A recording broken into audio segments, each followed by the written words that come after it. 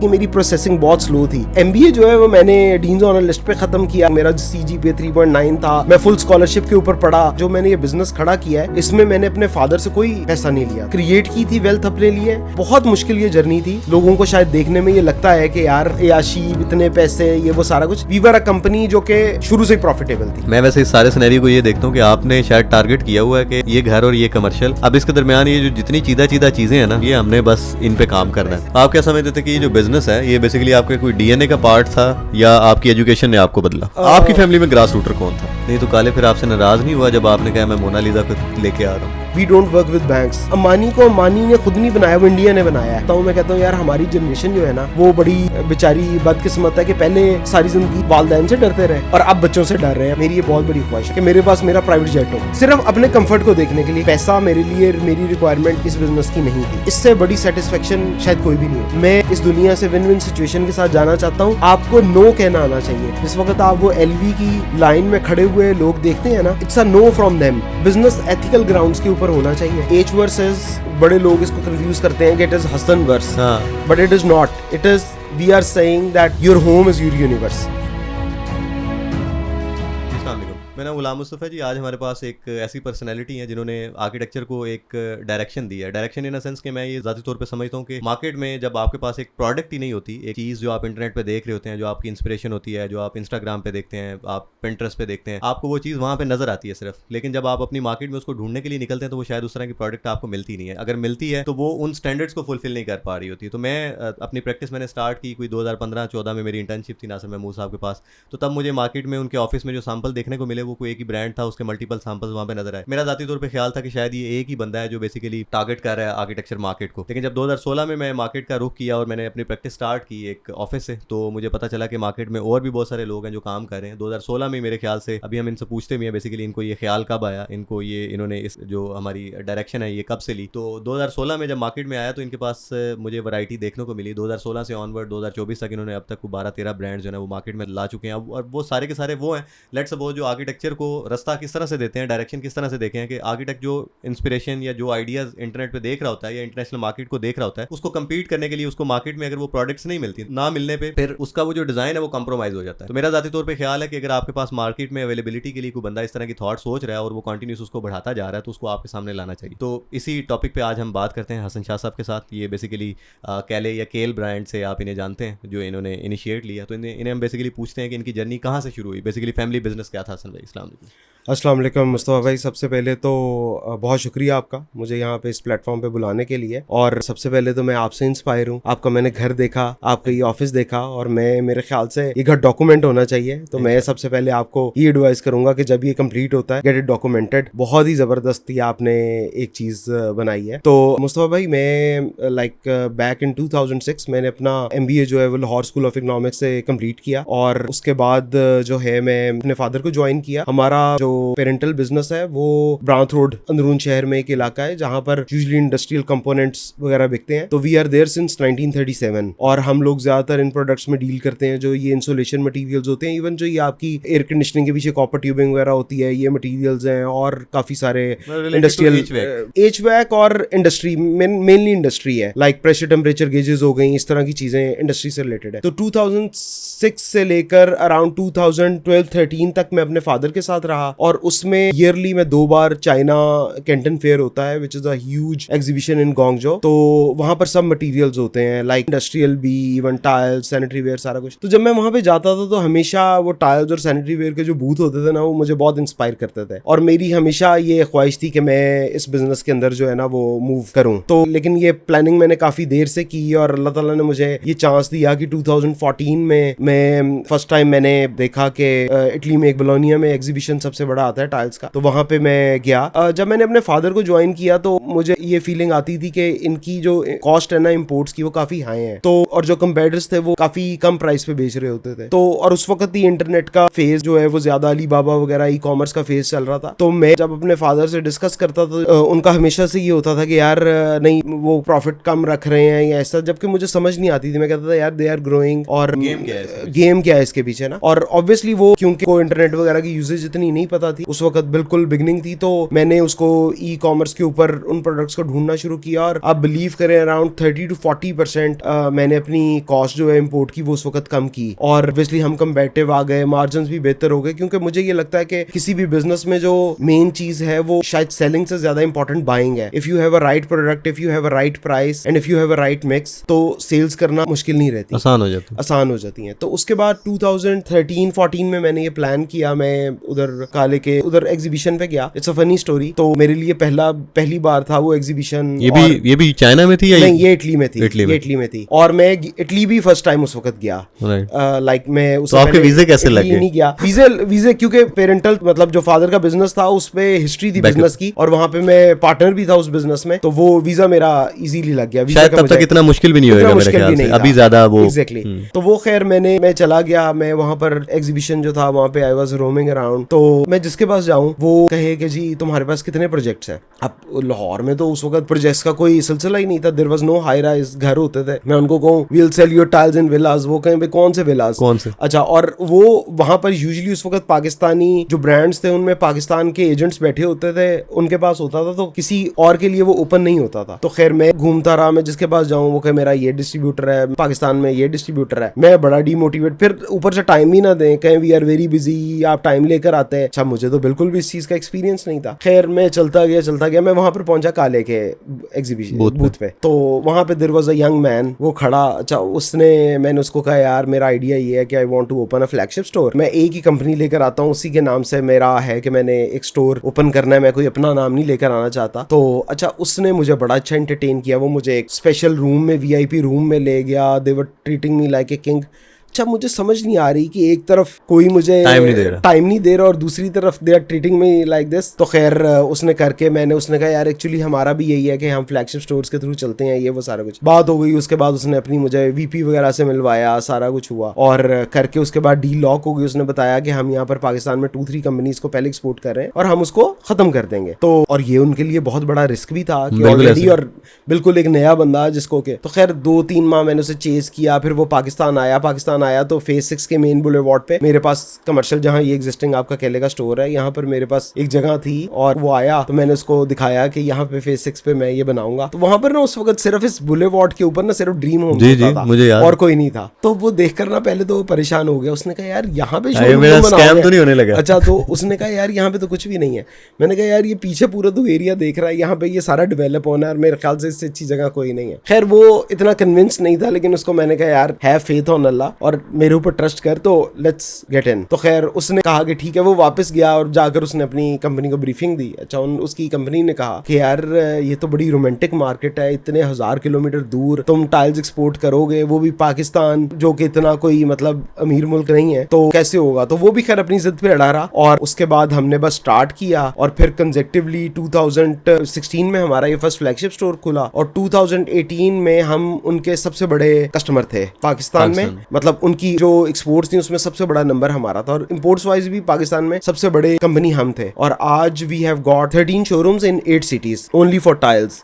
तो बड़ा अच्छा हमारा डिस्ट्रीब्यूशन इस वक्त नेटवर्क है और हम खुद ही ऑपरेट करते हैं। We have more than 1000 employees right now और we are into different business segmented. मतलब हमने काफी जियोग्राफिकली भी और बिजनेस वाइज भी हमने काफी ज्यादा डाइवर्सिफाई किया है। मेरे नॉलेज में ये है कि आपका कोई सेकंड ब्रांड जो था वो मोनालिसा था। जी, काले के बाद मुझे ये फीलिंग आई कि हमें इसकी जो सेगमेंटेशन है ना उसको क्रिएट करना चाहिए, क्योंकि काले वाज पर मिडल सेगमेंट ब्रांड। तो उसके बाद हमने मोनालिसा जो था वो एक ऑल टुगेदर डिफरेंट टेक्नोलॉजी है। इट्स अ सिंटर स्टोन और बहुत ही जबरदस्त प्रोडक्ट है। मतलब मेरे ख्याल से आने वाले टाइम में बहुत सारी कंपनीज को सिंटर स्टोन की तरफ ही जाना पड़ेगा, क्योंकि एक रेवोल्यूशनरी प्रोडक्ट है कि ये इसकी जो हार्डनेस है, जो इसकी स्क्रैचिंग कैपेबिलिटीज है वो इक्विवेलेंट टू ग्रेनाइट है। तो आप काफी जगहों पर इसके साथ आप वुड को और कोरियान को इसको रिप्लेस कर सकते हैं इसके, और एस्थेटिकली ये बहुत अच्छा है। और उसी के लिए हम अपनी 5 एक्सेल वाटर जेट मशीन्स लेकर आए। आपने फिर प्रोडक्ट्स देखे ही हैं जो हम इससे बना रहे हैं और अल्लाह का शुक्र है उसका मतलब हम एक सिंपल टाइल को उसके डिफरेंट यूजेजेस क्रिएट कर रहे हैं और लोगों को सप्लाई कर रहे हैं और आर्किटेक्ट्स को ये फैसिलिटेट कर रहे हैं कि उनकी जो डिजाइन बाउंड्रीज हैं उनको इनलार्ज किया जा सके। मतलब आपने उनको 4 डायमेंशनल अप्रोच में लेके जाना चाह रहे हैं कि टाइल सिर्फ ये नहीं है कि दीवारों पे लगा दो, फर्श पे लगा दो, टाइलों का बहुत कुछ बन सकता है। बिल्कुल, आप अगर अभी जाएं तो फॉर एग्जांपल यूजुअली जो लास्ट ईयर का छरसाए था, जो एग्जीबिशन था, वहां पर जैपनीज जो है ना वो ट्रेंड था, मिनिमलिस्टिक अप्रोच और वो सारा कुछ। तो हम अगर अपना वॉशरूम देखें तो यूजुअली वर्ल्ड वाइड तो ये होता है एक टाइल से 2 टाइल्स के कलर से, शावर कैबिन भी उसी कलर का है, फॉसेट भी उसी कलर का है, राइट। लेकिन हमारे पास due to non availability of the material हमारे बाथरूम जो है वो बहुत ज्यादा कलर्स की ऑप्शंस में जाना पड़ता है। अच्छा, कुरियान अब इस कलर का लगेगा, ग्रेनाइट इस कलर का लगेगा, टाइल इस कलर की लगेगी। तो जब वो कंप्लीट होता है ना तो आप कहते हैं यार there are so many colours in one small space. तो उस मिनिमलिज्म को अचीव करने के लिए ये हमारे स्टेप्स हैं कि अगर आपने एक मोनो कलर में या आपने 2 कलर्स में सारा वॉशरूम करना है, इवन डोर्स भी अब आप टाइल्स के अंदर कर सकते हैं, क्लैड कर सकते हैं।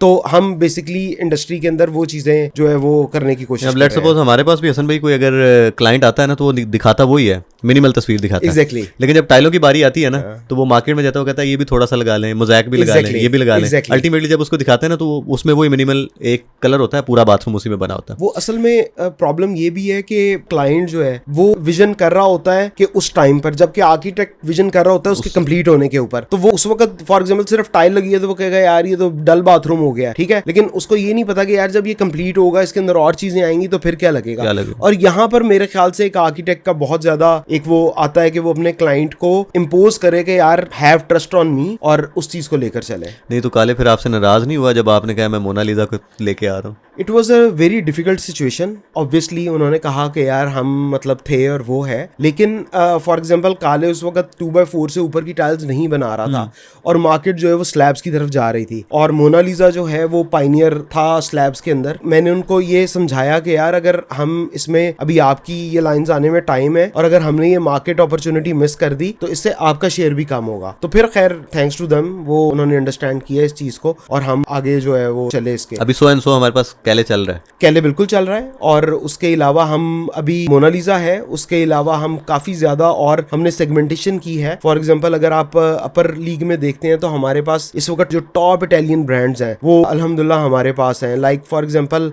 स्टार्टिंग फ्रॉम एमिल जो हम सबसे पहले लाए। एमिल बहुत ज्यादा फेमस इटालियन ब्रांड है जो कि डिजाइनर प्रोडक्ट्स हैं इसकी सारी, और इसको बेसिकली इसकी पेरेंट कंपनी मोहाक है। अगर आप गूगल पे जाकर सर्च करेंगे आपके डाटा में उसका नाम आ रहा है तो मोहाक जो है वो वर्ल्ड लार्जेस्ट प्रोड्यूसर है जिसने काफी कंपनीज को खरीदा हुआ है। तो मोहाक की ये कंपनी है। और उसके बाद दूसरा जो ग्रुप है वो हमारे पास फोंडा वाले हैं, वो भी आ रहा है मेरे ख्याल से नेक्स्ट वीक में उसकी भी डिस्प्ले स्टार्ट हो जाएंगे। उसके बाद वी हैव फैब पहले भी मार्केट में आता था, it's also a very famous designer company. ये सारे फ्लैगशिप है अब हमारे पास। जी ये एक्सक्लूसिव है, no they are exclusive in Pakistan with us. उसके अलावा फिर लेमिनम है, लेमिनम भी बहुत ही जबरदस्त, आपने वो भी पहले मार्केट में आ रहा है, वो भी बहुत ही जबरदस्त इटालियन ब्रांड है। और उसके अलावा भी 1-2 और ब्रांड्स हैं जो कि सीक्रेट है, अभी आएगा तो वो आपको दिखाएंगे। तो स्पेन में हमने 2-3 कंपनीज लेकर आए हैं अगेन अपर मिडल सेगमेंट को केटर करने के लिए। तो उसमें हमारे पास काफी स्पेनिश ब्रांड्स भी हम लेकर आए हैं जो कि अपर मिडल सेगमेंट को टारगेट कर रहे हैं। और फिर नीचे हमारे पास आइव है, आइव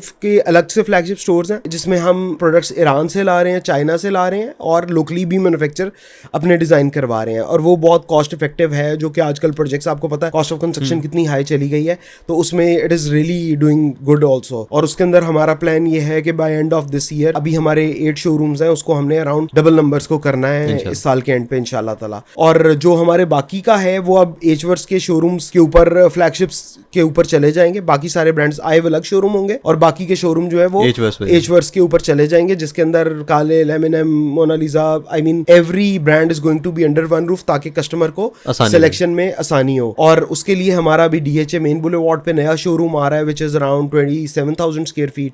इस्लामाबाद में हमारा बहुत जबरदस्त एक नया शोरूम आ रहा है, वो भी 27,000 30,000 स्क्वायर फीट पे है। और जो कराची में आ रहा है, कराची में हम अपने एग्जिस्टिंग शोरूम को रेनोवेट कर रहे हैं। और ट्रस्ट मी ऐसे शोरूम आपने पाकिस्तान में नहीं देखे होंगे, कुछ लोग तो कह रहे हैं ऐसे शोरूम हमने दुनिया में भी नहीं देखे। तो we are bringing a new experience for the retail customers. Right.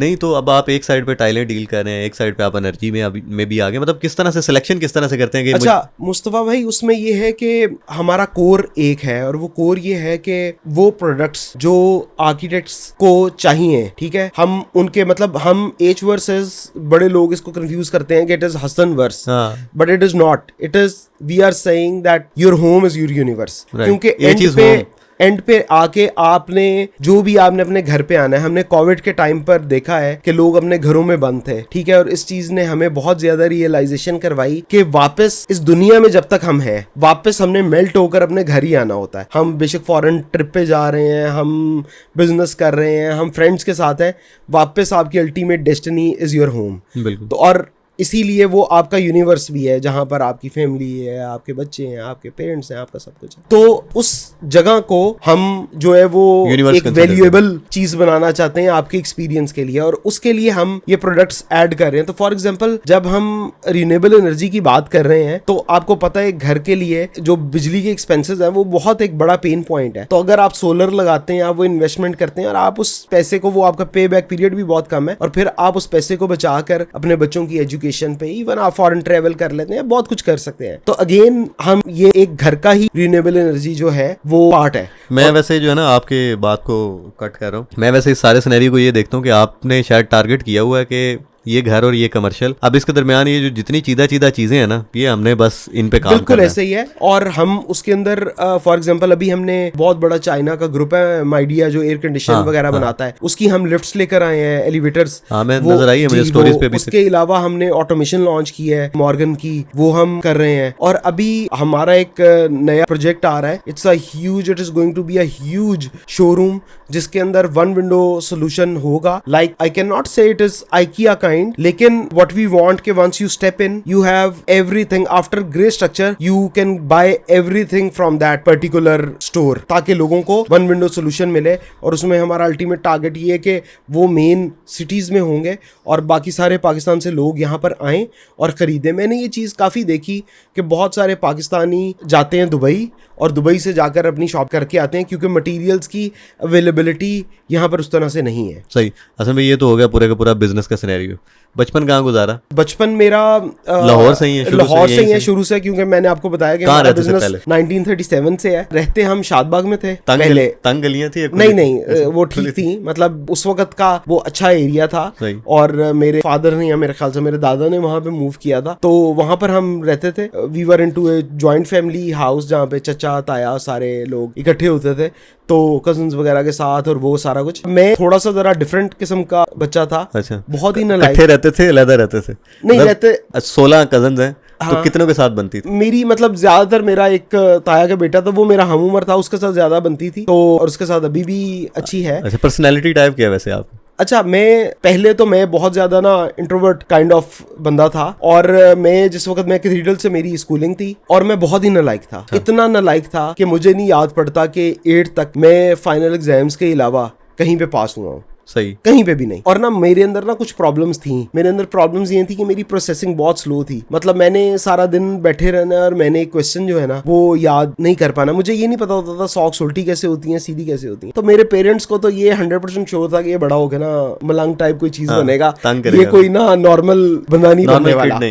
तो लेकिन जैसे जैसे मैं आगे जाता गया, लाइक मैट्रिक में मैं और बेहतर हुआ, FA में और बेहतर हुआ, फिर मैं LSE में BBA करने चला गया। वहां पे एक सोशल बहुत ज्यादा डिफरेंस था। लाइक मैं FC कॉलेज में था, तो FC कॉलेज से आ रहा था, वहां पर जो है वो डिफरेंट, आपको पता है हाई स्कूल से बच्चे आए हुए होते थे, तो एक बहुत ज्यादा डिफरेंस क्रिएट होता था उन लोगों में और हम लोगों में। नहीं, वो कौन सा जमीन का टुकड़ा था जिससे आपको लगा कि अब मैं बदलना शुरू हो गया? वो LSE था, वो FC था? मतलब मेरे ख्याल से वो FC हुआ ये कि मतलब एक स्टैंप लग गई थी। मतलब ऑब्वियसली मैं 8 तक तो मैं था, मतलब मुझे हर रोज हमारे एक टीचर होते थे सोशल स्टडी के, आशिरमल, मुझे उनसे रोज स्टिक से हाथ पे ना पड़ती थी, ठीक है। और मेरी अम्मी रोज परेशान होती थी कि भाई ये क्या करेगा अपनी लाइफ। तो 8th के बाद जब मैं गया तो मैंने ना सेक्शन चेंज हो गए, तो उधर मेरे पास एक अपॉर्चुनिटी आई कि मेरे पास अब नए लोग हैं, नए टीचर हैं। तो मेरी वो एक पुराना जो मेरा एक लोगों को पता है कि ये नकम्मा इंसान था, तो वो अब नहीं है, तो मुझे थोड़ी सी हार्ड वर्क करना है। तो मैंने हार्ड वर्क किया और उसने मुझे पे ऑफ करना शुरू किया। और हालांकि मेरी प्रोसेसिंग स्टिल स्लो थी, लेकिन लिटरली मैंने बहुत ज्यादा एफर्ट की। और जैसे आपको एहसास होता है ना कि यार नहीं, मैंने कुछ सेल्फ अचीवमेंट करनी है, और उसके उसके बाद जब मैट्रिक मेरा कंप्लीट होके मैं एफसी कॉलेज में गया तो वहां पर मैं अपने बिल्कुल एक नए ऑरा के साथ जाना चाहता था। वो कजन साथ था? नहीं, वो कजन साथ नहीं था, वो अलग से पढ़ रहा था और वो सारी चीजें थी। तो ये मेरी अकेले की जर्नी थी। तो वहां पर फिर मैंने जाते साथ ही बहुत ज्यादा फ्रेंड्स बनाए, ताकि आपको सिक्योरिटी भी एक होती है कि अच्छा आपका एक बड़ा ग्रुप है और वो है। तो एफसी कॉलेज में मैंने फिर काफी ज्यादा अपने आप को, अपनी पर्सनैलिटी को, काफी चीजों को चेंज किया। फिर जब एलएसी में गया तो वहां पर मैंने कोशिश की, लेकिन वहां पर ड्रॉबैक एक और आ गया जो मैंने आपको बताया अभी। तो वहां पर फिर मेरे लिए एक प्रॉब्लमेटिक सिचुएशन थी। वो एजुकेशन एक बिल्कुल डिफरेंट थी जो कि ओए लेवल्स के लोगों के लिए सूटेबल थी। हम इंटर एफएससी से आ रहे थे तो हमारे लिए वो मुश्किल थी। तो उसके बाद फिर खैर जब खत्म हुआ एमबीए में जब मैं गया तो वहां पर फिर मुझे दोबारा एक ये चांस मिला कि यार मैं क्योंकि एलएसी से ही आ रहा हूँ और मेरे पास एक अपॉर्चुनिटी है तो मैं अपने आप को दोबारा रीब्रांड कर सकता हूँ। तो मैंने अपने आप को रीब्रांड किया। वहां पे भी मेरी ना एक फनी स्टोरी है, बल्कि क्योंकि एमबीए जो है वो मैंने डीन्स ऑनर लिस्ट पे खत्म किया। लाइक मेरा सीजीपीए 3.9 था, आई वाज सिल्वर मेडलिस्ट। मतलब मैंने जो अपनी पढ़ाई का इख्तिताम किया ना वो अपने पीक के ऊपर किया। मैं फुल स्कॉलरशिप के ऊपर पढ़ा और वो सारा कुछ। तो वो एक जर्नी जो बिल्कुल एक नालायक बच्चे से लेकर वहां तक की थी वो काफी इंटरेस्टिंग थी। तो इसके लिए फनी स्टोरी मैं आपको सुनाता हूँ। मैं तो मेरा फ्रेंड जो था ना वो ए सेक्शन में था एमबीए में और मैं मेरे ख्याल से बी के सी में था। तो उसकी क्लास पहले हो गई मुझसे ना, फर्स्ट डे था। तो मैंने उससे पूछा, मैंने कहा यार क्या टीचर ने पूछा है ना। तो उसने मुझे बताया कि यार टीचर ने ये क्वेश्चंस पूछे हैं। अच्छा, मैंने कहा ठीक हो गया। अब क्लास में आया तो टीचर ने पूछा तो मैंने हाथ सबसे ऊपर मेरा। अच्छा, मैं जब क्वेश्चन दे रहा हूँ टीचर कह रहा है वाह, और सारी क्लास मेरी तरफ देख रही है कि ये कौन है। अच्छा, क्लास खत्म हुई, अब 4-5 लड़कियां इधर आके मेरे बैठ गई हैं, 4-5 लड़कियां इधर आके बैठ गई हैं, हमें पढ़ाओ। मैंने कहा यार ये तो कमाल हो गया। अच्छा, मैंने कहा अच्छा अब इसका मतलब ये है कि मैंने प्री स्टडी करना शुरू ऑरा रखना है अपना। अच्छा, अपना ऑरा मेंटेन करने के लिए ना, और बस वो दौड़ थी कि मैं उसमें भागता गया और आई एंड अप विद 3.9 अपनी उस चीज को जो है ना रखने के लिए। अच्छा, तो प्रोसेसिंग तो स्लो थी, लेकिन बचपन में दो तरह के बच्चे होते हैं। एक बच्चा होता है वो कहता है मेरे कपड़े अच्छे होने चाहिए, मेरा वार्डरोब में ये चीजें होनी चाहिए, मुझे ये लेके दें, मतलब बड़ा वो अपनी ख्वाहिशात जो है वालिदैन से कहता है ये मेरी पूरी करें। क्या वो वाले थे, या जो मिल गया सो मिल गया, जो नहीं मिला जो मिल गया क्या? मतलब मेरी हालत ये थी कि मेरी अम्मी मुझे ये कहती थी मेरी शर्ट में अगर 2-3 सुराख नहीं ना होते थे तो वो कहती थी आज शायद इसकी तबीयत नहीं ठीक है, इसने मतलब बुरे हाल, सही बुरे हाल बिल्कुल, जो मैं लिटरली आपको कहूँ कि मलंगों वाले हाल थे ना वो मेरे थे उस वक्त। और बिल्कुल भी कोई बॉदर नहीं होता था मुझे, बस मुझे ये होता था कि इजी से कपड़े हो, जो पहना दिया पहन लिया। नहीं तो अब आप क्या सोचते हैं कि एक सीईओ को सब कुछ चाहिए होता है? मतलब किस पर्टिकुलर मतलब देखो उसकी लाइफ है ना एक, उसकी चीज़ें ज़रूरतें होती हैं, ठीक है, वो ये समझता है कि ये मेरी ज़रूरत है। बाज़ औक़ात उसकी ज़िंदगी में बहुत सारी ऐसी चीज़ें होती हैं वो ये सोच रहा होता है मेरी ज़रूरत है, लेकिन वो नहीं होती। मतलब देखें ना, मेरे पे लेट्स सपोज मेरी कोई एक विश होएगी, उस विश को पूरा करने के लिए शायद बैकअप सपोर्ट नहीं होएगी। अच्छा मुस्तफ़ा भाई, उसमें ऐसे है कि पैसा कभी भी मेरी ख्वाहिश नहीं था, ठीक है, क्योंकि वो मैंने आपको बताया फादर का बिजनेस था, सब कुछ था, सुकून वाली ज़िंदगी थी। मैंने ये बिज़नेस में डाइवर्सिफाई सिर्फ 2 चीज़ों के लिए किया था। एक तो अगेन सेल्फ अचीवमेंट, कि देखें फादर का पैसा तो होता ही है, आप ये भी सोचेंगे जो मैंने ये बिज़नेस खड़ा किया है इसमें मैंने अपने फादर से कोई पैसा नहीं लिया था, ये मैंने खुद क्रिएट की थी वेल्थ अपने लिए, और उस वेल्थ से मैंने इस चीज़ को स्टार्ट किया। तो लिया होगा असल भाई? नहीं, कुछ भी नहीं लिया, मतलब ट्रेनिंग मेरी सिर्फ वहाँ थी। मैंने उसके लिए पूरी एक हिस्ट्री है कि कैसे मैंने इंडेंटिंग का बिजनेस था वो स्टार्ट किया जिसमें कोई इन्वेस्टमेंट नहीं रिक्वायर्ड थी। वहां से मैंने बहुत ज्यादा पैसा बनाया और वहां से पैसा बनाकर मैंने इसमें डाइवर्सिफाई किया, क्योंकि मैं इस सेल्फ अचीवमेंट को जो है वो अपने अंदर ये फील करना चाहता था कि ये मैंने खुद कुछ मैंने एक एम्पायर खड़ी करनी है अपने बिहाफ पे, चाहे मैं तंग हूंगा, परेशान हूंगा। एग्जैक्टली। और बहुत मुश्किल ये जर्नी थी। लोगों को शायद देखने में ये लगता है कि यार ये जर्नी बड़ा याशी, इतने पैसे, ये वो सारा कुछ, लेकिन ये जर्नी बहुत मुश्किल थी। और दूसरी जो चीज थी वो एम्प्लॉयमेंट जनरेशन थी। मतलब मेरी ये ख्वाहिश थी कि मैं इस मुल्क के अंदर एक अच्छी एम्प्लॉयमेंट जनरेशन क्रिएट करूं, और ऐसी नहीं कि मतलब मजदूर रख लिए, ये रख लिए, लोगों जिनको मतलब जिनके पास आपके एम्प्लॉयज के पास कार्स हो, उनकी फैमिलीज, उनके बच्चे अच्छे स्कूलों में पढ़ रहे हो। ये 2 चीजों का मेरा एजेंडा था और आज भी उसी एजेंडे के ऊपर हूं। मेरे लिए कोई चीज मैटर नहीं करती, जितनी ख्वाहिश है उतना मतलब मैं बड़ी इजीली अपने लिए कर लेता हूँ कि मतलब ठीक है, अल्लाह ताला ने सब कुछ दिया है, इतना शुक्र है अल्लाह ताला का कि मैं आपको बता नहीं सकता। जैसे ट्रेवल करना चाहता हूँ कर लेता हूँ, जो गाड़ी चाहता हूँ ले लेता हूँ, लेकिन it is not for the show off it is for your intrinsic satisfaction. नहीं वो तो मैंने देखा है, अभी कोई गार्ड शार्ड कोई नहीं, अकेले ड्राइव करके आए। अच्छा मुझे बहुत छोटा भाई भी कहता है यार ये अकेले ही आ गए। अच्छा मुझे वो बहुत लोग कहते हैं, लेकिन ऑब्वियसली मेरी वो आदत नहीं है। मैंने बहुत देर पहले जब ये बन भी गया, मेरे पास सिविक थी, और उसके बाद जब मैंने ई-ट्रॉन ली तो वो मैंने इसलिए नहीं ली कि मतलब मैंने वो सिर्फ इसलिए ली कि electric, I was into renewable energy. तो जब एक चीज को मैं खुद पोर्ट्रे कर रहा हूँ और मैं उसके लिए लड़ रहा हूँ तो I should have the same. तो लेकिन अनफॉर्चुनेटली पाकिस्तान में इन चीज़ों को देखा जाता है कि क्या आप पहन रहे हैं, क्या आप कर रहे हैं। मतलब मैंने कभी जिंदगी में ना वॉच नहीं पहनी थी, मुझसे वॉच मतलब मेरी अगर आप लाइव देखें तो 11 मोबाइल्स में घुमा चुका हूँ। I am a lost personality, ये सबको पता है। मैं इसलिए मैं कोई भी चीज़ मैं कोशिश करता हूँ कि मैं अपने पास चीज़ें साथ कैरी ना करूँ, तो इसलिए मैं वॉच भी कैरी नहीं करता। तो मुझे मेरा वो जो कैले में जो एक्सपोर्ट मैनेजर था एमरा, वो मुझे बार बार कहता था no you should wear watch, और अच्छी वॉच के तुम्हें कहीं पे जाने, लोग इस चीज़ को वो करते हैं। तो अनफॉर्चुनेटली हमारी सोसाइटी ऐसी है, हमारी सोसाइटी नहीं शायद दुनिया में भी इस चीज़ को देखा जाता है, अच्छा क्या पहना हुआ है, आपकी इज्जत जो है ना वो उस चीज़ के ऊपर हो रही होती है। तो अभी भी मैं बस कहीं पे जाना होता है पहनता हूँ। और ये फनी स्टोरी है, I am being very open. तो मैं क्योंकि वो मैंने फिर उसके बाद मेरे एक दोस्त ने मुझे कहा कि यार नहीं ये रॉलेक्स मैंने बुक करवाई है तू ले ले, मैंने खैर वो ले ली। तो अभी भी मैंने बस कहीं पे जाना होता तो मैं पहनता हूँ। और उसका प्रॉब्लम ये है कि वो अगर आपने नहीं पहनी ना तो वो रुक जाती है। तो मेरे आप कभी भी घड़ी पे टाइम देखेंगे तो वो ठीक टाइम नहीं होगा, क्योंकि बस मैं पहनता हूँ, it is not for the usage. मैं कहता हूँ यार मोबाइल में टाइम है ना तो बस ठीक है। नहीं फोन से तो मैंने आपको नोट किया है, नोट 10 जितना आपने चलाया ना वो मुझे पता है।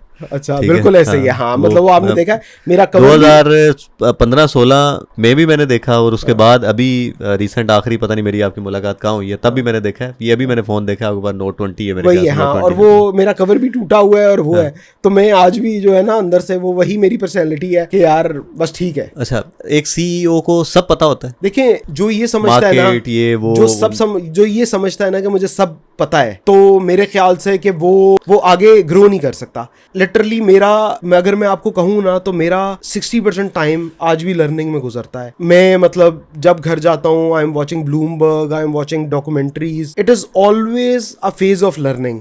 ये खत्म नहीं होता, क्योंकि आपका जो एक्सटर्नल एनवायरनमेंट है, जो आपका मेगा एनवायरनमेंट है, it is changing very rapidly. You have to keep an eye कि यार अच्छा ये इजराइल और इसकी जंग चल रही है। मतलब आप ये देखें ना, आप कितनी तेजी से बदल, कोविड हुआ तो उसके बाद क्या क्या कुछ हुआ, ठीक है। आप फॉर एग्जाम्पल ये देखें कि इजराइल और उसकी पैलेस्टाइन की जंग चल रही है, तो कंटेनर जो यूरोप से आ रहे हैं वो लेट होने शुरू हो गए, हाउथीज ने अटैक करना शुरू कर दिया, आपकी सप्लाई चेन जो है वो सारी की सारी डिस्टर्ब हो गई। तो you have to keep an eye on everything, और कैसे लोगों के सोशल बिहेवियर्स बदल रहे हैं, क्लाइमेट चेंज आ रहा है तो क्या होने वाला है। तो ये सारी चीज़ें जो इम्पेक्ट करती हैं, और इन सबको आपने कनेक्ट करना है अपने बिजनेस के अंदर कि कैसे ये आपको जो है वो आकर हिट करेंगे और किस तरह आप उन चीज़ों के लिए रेडी हैं। राइट आप क्या समझते थे कि ये जो बिजनेस है ये बेसिकली आपके कोई डीएनए का पार्ट था या आपकी एजुकेशन ने आपको बदला? मेरे ख्याल से ये डीएनए का पार्ट था, क्योंकि आपकी फैमिली में ग्रास रूटर कौन था? मेरे दादा। मेरे दादा, क्योंकि we belong from a Sayyid family, तो मेरे दो परदादा थे वो गद्दी नशीन थे मुल्तान के, और मेरे परदादा ने जो है वो कुरान हिफ्ज नहीं किया था। उनके वालिद ने उनको डांट डपट के निकाल दिया, तो वो फिर उस वक्त लाहौर आ गए। लाहौर में रेलवे स्टेशन बन रहा था, यहाँ पे उन्होंने जॉब करनी शुरू कर दी। फिर मेरे दादा ने ये बिजनेस स्टार्ट किया और फिर आगे सो ऑन ये चलता गया। कौन सी गद्दी थी ऐसे में? यार वैसे टू बी ऑनेस्ट ये मुझे भी नहीं पता, लेकिन वो हमारे शिजर नसब में मतलब आ रही होती है। मैं तो ये कहता हूँ कि यार वो कहते हैं लोग ना सैयद के ये वो, तो मैं ये बिलीव करता हूँ कि यार आपने जो मतलब ठीक है आप सैयद हैं, लेकिन उसके ऊपर जो है ना आपको जन्नत दोज़ख नहीं मिलनी, वो आपके अमाल पे मिलनी है। तो उस चीज़ के ऊपर जो है वो आपने तो देखें हमारे पूरे के पूरे ये जो आजकल हमारी ये खस्ता हाली का एक पूरी की पूरी वजह ये भी है कि इसकी अल्लाह सुन लेता है, इसकी नहीं सुनता। ऐसे ही है, जबकि अल्लाह सबकी सुनता है। ठीक है, तो आधा हमारा 70-80% लोग तो बेचारे जो है ना वो इसी में अपना पैसा अपनी दुनिया ख्वार किए बैठेंगे।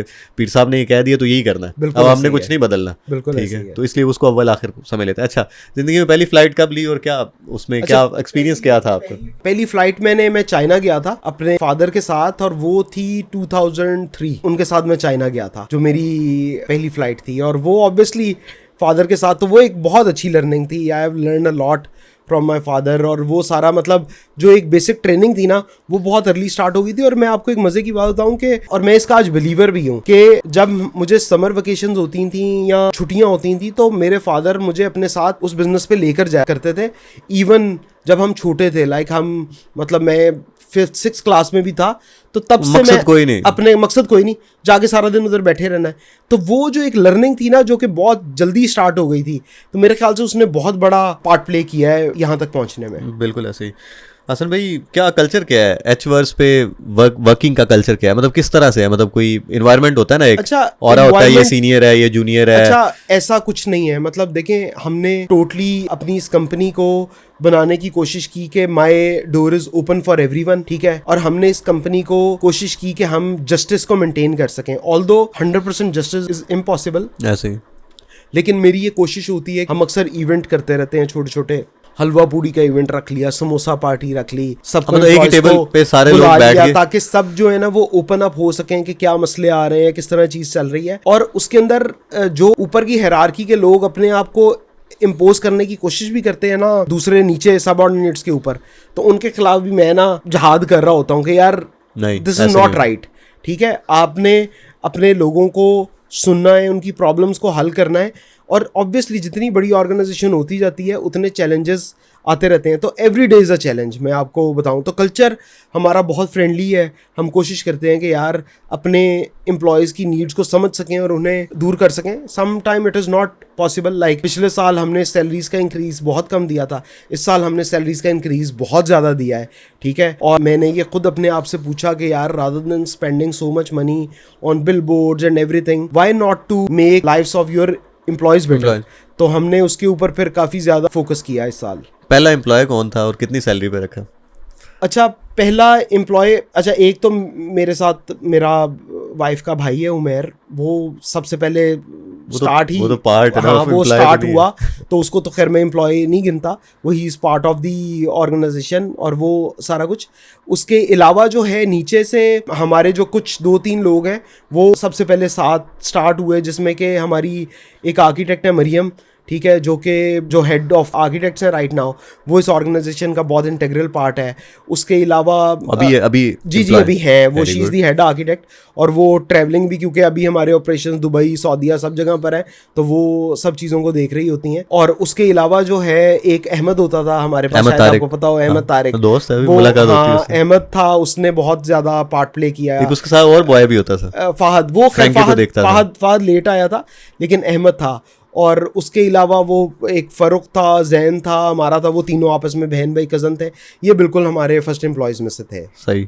तो क्या मतलब आपने क्या किस तरह सैलरी कैसे सोचा कि अब सैलरी देनी है, क्या करना है? अच्छा, कितना आप समझते हैं कि जब initially, to be honest Mustafa भाई, हम इस इकोसिस्टम में बहुत जल्दी आ गए थे। अभी शोरूम बना नहीं था, हमारी पहली इंपोर्ट्स आई थी और हमने वेयर हाउस पे उस वक्त डिस्प्ले की थी। तो हमारा आउटडोर का एक बंदा होता था, वो जाकर कस्टमर्स के घर में जाता था। बताया था कि पहला कंटेनर तो हमने ऐसे ही रख के बेचा। तो आप सोचेंगे हमारा पहला कंटेनर आया था, तो पहली जो सेल थी ना, वो आज भी मुझे याद है, आर्किटेक्ट ने मंसूर नबी उन्होंने दी थी। और आज भी मुझे याद है कि वो कोई 2,30,000 रुपए की सेल थी, और वो it was a great movement. मतलब वो मेरे लिए बहुत ही ज़्यादा ज़बरदस्त एक ना एहसास था जब पहली बार टाइल सेल की थी। तो मैं तो आज भी उनका I am grateful to him कि उसने उस वक्त हमारे ऊपर यकीन किया और सारी चीज़ की। तो वो हमारे पास शुरू से फंड्स आना शुरू हो गए थे। मतलब मुझे नहीं लगा कि कभी भी हम, मतलब वी वर अ कंपनी जो कि शुरू से ही प्रॉफिटेबल थी। सही। तो प्रेशर को कैसे डील करते हैं? कभी ऐसा हो कि आप कोई चीज़ लाना चाह रहे हो और आपको के टीम कह रही है नहीं करना, या आपके ऊपर किसी और का ऐसा प्रेशर है कि ये ना करो, ये क्यों करने जा रहे हो, मतलब किस तरह डील करते हैं? अच्छा, उसमें ऐसा है कि प्रेशर बहुत ज़्यादा देखा है, स्पेशली मेरे ख्याल से ज़िंदगी में जब आप मुझे प्रेशर आया ना, उसके बाद ही हम अगले माइलस्टोन की तरफ गए हैं। वो कहते हैं ना कि कोयला जब बहुत ज़्यादा प्रेशर बनता है तो हीरा बन के निकलता है। तो यही है, मतलब पैकेजेस मॉल हमने जब किया, तो ये पहली जॉब थी हमारी, ये सेंटरफ्लेक्स की, और इतना बड़ा प्रोजेक्ट था आप सोच नहीं सकते। मतलब वहाँ पर ऑस्ट्रेलियन कंसल्टेंट थे और वो बैठ के उसने मुझे पता क्या कहा, उसने मुझे कहा, मैंने उसको, मेरे साथ एक इंस्टॉलर था, वो लोकल टाइप था, देसी टाइप था, हमें पता ही नहीं था, सिर्फ एक बेसिक इन्फॉर्मेशन टर्की से आई थी कि कैसे लगाना है। हाँ, टाइल है बस लगाना है, मतलब क्योंकि वो एल्यूमिनियम सिस्टम पे पहली बार लग रही थी। तो मैं जब वहाँ बैठा हुआ तो उन्होंने कहा कि हमें इसकी ना पुल आउट टेस्ट करके दो ये वो। अब मुझे पता ही नहीं था पुल आउट टेस्ट क्या होते हैं। मैंने वो अपने बंदे से, वो विंडोज इंस्टॉल करने वाला बंदा, उसको कहा पुल आउट टेस्ट करके दे। उसने कहा मुझे नहीं पता क्या होते हैं, लेकिन मैं एक काम करता हूँ। उसने क्या किया, बोल्ट्स के ऊपर ना ईंटें हैंग कर दी और विंडो के सामने उसकी, और उनको कहा कि ये देखें कितना वजन इनके ऊपर पड़ा हुआ है। तो इंजीनियर ने मुझे, ये वो ऑस्ट्रेलियन था, आज भी मुझे याद है, उसने मुझे कहा कि आर यू इंजीनियर? मैंने कहा no, then shut up, literally उसने मुझे ये कहा, और आज तक ये मेरे तो बहुत ज्यादा उस वक्त। और लेकिन जब मुझे ये जिल्लत फेस करनी पड़ी ना, उसके बाद मैं शायद बहुत ज्यादा अपने आप को इम्प्रूव किया और वो किया। फिर मैं एक इंजीनियर एस्पाक के रिटायर्ड जनरल मैनेजर, तो उनको मैंने ऑनबोर्ड किया और उन्होंने फिर पूरी की पूरी गेम जो है ना वो पलट दी, मतलब इतनी पलट दी कि मतलब फिर हम हर चीज़ में ना बहुत ही ज़बरदस्त हो गए और आज भी हम पाइनियर हैं। इमारत टावर्स हर जगह पे हम 3mm की टाइल है फसाड की, वो हम ही लेकर आए और आज भी हम उसमें पाइनियर हैं उसको लगाने में। और वो जो टाइम था वो इतना प्रेशर वाला था कि मेरी वाइफ जिसने मेरा बड़ा मतलब उस वक्त साथ दिया, मैं सारी सारी रात नहीं सो सकता था और वो भी मेरे साथ जाग रही होती थी। तो बहुत ही प्रेशर वाला टाइम गुजरा जिस वक्त ये स्पेशली पैकेजेस बन रहा था और फिर बहुत ज़्यादा जिस वक्त हमने वॉल्यूम बढ़ाने थे, हमें स्टॉक ज़्यादा चाहिए थे, एक्सपेंशन हो रही थी, तो अक्सर लिक्विडिटी का बहुत ज़्यादा इशू होता था। We don't work with banks. मेरे फादर ने 1990s में ये डिसाइड किया था कि we are not going to have any interest based service, तो हमने उसके बाद उसको छोड़ा। तो वो लिक्विडिटी खुद ही जनरेट करनी होती थी। तो there were many sleepless nights, बहुत ज़्यादा एंजाइटी, बहुत ज़्यादा स्ट्रेस के साथ चीज़ें जो है ना वो आई हैं। और अब ये हालत हो गई है कि छोटा सा भी स्ट्रेस आता है ना तो आई एम लॉस्ट। मतलब लाइफ जो है वो health wise it is not improving, ठीक है, company is growing very rapidly, लेकिन दिल में जो एहसास और जो दिमाग में एहसास होता है ना वो इसी चीज़ का होता है कि यार मेरे जो लोग काम कर रहे हैं ना इनकी पीछे फैमिलीज़ हैं। मतलब आप 1000 अगर एम्प्लॉयज़ आज मेरे पास हैं और आप एवरेजली 4 लोग भी लगाएं तो अराउंड 4000 पीपल आर, रिज़्क अल्लाह की ज़ात ने देना है, लेकिन हम वसीला हैं और वो हमारे ऊपर हैं। और हमारी ये भी कोशिश होती है कि हमारे पास कोई आया है ना मदद मांगने के लिए तो हम उसे ना करें। तो उसका भी हमने एक पूरा इकोसिस्टम बनाया हुआ है जिसके ऊपर हम इस चीज़ को लेकर चल रहे हैं। और उसके बाद मेरी ये बहुत ज़्यादा ख्वाहिश है कि हम अपने मुल्क के लिए कुछ करें, और वो मुल्क के लिए फॉरेन रेवेन्यू के लिए हम लोग एक्सपैंड किया। हमने दुबई में किया, अभी हमने रियाद में अपना मोनालिसा का शोरूम बनाया, अभी हम फैक्ट्री इंस्टॉल कर रहे हैं वहाँ पर, किचन वार्डरोब्स वगैरह की। और रियाद में और बहुत ज़्यादा चैलेंजेस हैं। हमने अपनी कंस्ट्रक्शन कंपनी बनाई रियाद में, हमने अपना रीनेबल एनर्जी जो है वो किया, दुबई में हमने किया F&B वगैरह। तो there is a lot we are doing right now. और हम इसको, हमारी कोशिश ये है कि हम वहाँ पर पैसा अर्न करें और हम पाकिस्तान लेकर आएँ और स्पेशली अपनी टीम को भी करियर अपॉर्चुनिटी दें कि जिस वक्त इन्होंने ग्रो करना है तो ऑब्वियसली इनको बाहर लेकर जाएं और करें। तो कंटिन्यूसली एवरी ईयर मैं averagely I am launching 2-3 businesses. मतलब मैं जो है ना वो इसको हर साल कुछ ना कुछ छोटे स्टार्टअप्स ज़रूर इन्वेस्ट कर रहा हूँ। और इस वक्त मैं CEOs लेकर आ रहा हूँ अपने साथ जिनको मैं पूरी ऑर्गेनाइजेशन उनके हाथ में दे रहा हूँ कि हम इकोसिस्टम बनाएं और उन ऑर्गेनाइजेशंस को बिल्ड कर बड़ा बनाएं और इस मुल्क के लिए करें। क्योंकि देखें, अगर आप if you talk about Ambanis और if you talk about Jack Ma, Ambani को अंबानी ने खुद नहीं बनाया, वो इंडिया ने बनाया है, ठीक है। तो अगर आपके मुल्क की ग्रोथ नहीं आएगी, you will not be able to make such big businesses who can compete worldwide. आप दुबई में चले जाएं, सारा इस वक्त इंडिया ने ऑक्यूपाई किया हुआ है। आप सऊदीया में चले जाएं, सारा इंडिया ने ऑक्यूपाई किया हुआ है। तो हमें बहुत ज़्यादा ज़रूरत है कि हम बाहर निकलें और जहाँ पर अपॉर्चुनिटीज़ हैं वहाँ पर हम अपने आप को ग्रोथ से फ़ायदा उठाएं और we can build big businesses. सहरी में क्या खाया असल में? यार सहरी मैंने आज नहीं की, ठीक है, क्योंकि 2 दिन पहले 2 सहरियाँ थी। हाँ। तो वहाँ पर मुझे करनी पड़ी। 2 सहरियाँ जब की तो मैं हालत इतनी स्ट्रेस ईटिंग और वो सारा कुछ के कपड़े जो है ना वो पूरे आने बंद हो जाते हैं।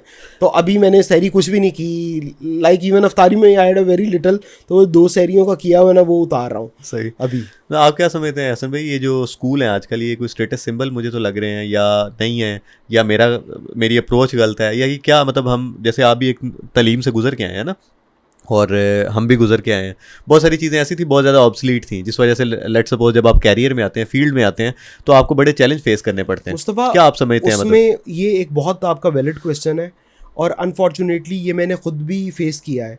फॉर एग्जांपल, जब मैं आपको बताऊं कि मैं FC कॉलेज से LSE में गया तो मैंने आपको बताया कि डिवीजन थी, कुछ बच्चे बहुत ही अच्छे स्कूल से थे, OA लेवल से, हम लोग FSC से आ रहे थे, तो एक बहुत बड़ा क्लास का डिफरेंस था। उस वक्त भी हम अफोर्ड सब कुछ कर सकते थे, लेकिन पैटर्न ऐसा चल रहा था कि मैं मेहरान में जाता होता था और मेरे पास नॉर्मल 3310 उस वक्त फ़ोन होता था, वो होता था। तो मुझे ये फीलिंग आनी शुरू हुई कि वो जो क्लास है उसने बिल्कुल ही हमें ना इन्फीरियर सी कोई चीज़ समझना और वो करना, जैसा कि मैंने आपको कहा, तो वो आपको ना एक सोशल बैरियर फील होता था। तो उसके बाद खैर जब मेरा फर्स्ट ईयर गुजर गया तो मैंने ना अपने फादर को कहा, हमारे पास उस वक्त स्पॉटेज होती थी किया कि मैंने कहा मैंने इस पर जाया करना है, और मैंने ना साथ वो सोनी एरिक्सन का नया फ़ोन आया टच स्क्रीन वाला पहला, मैंने वो चेंज किया।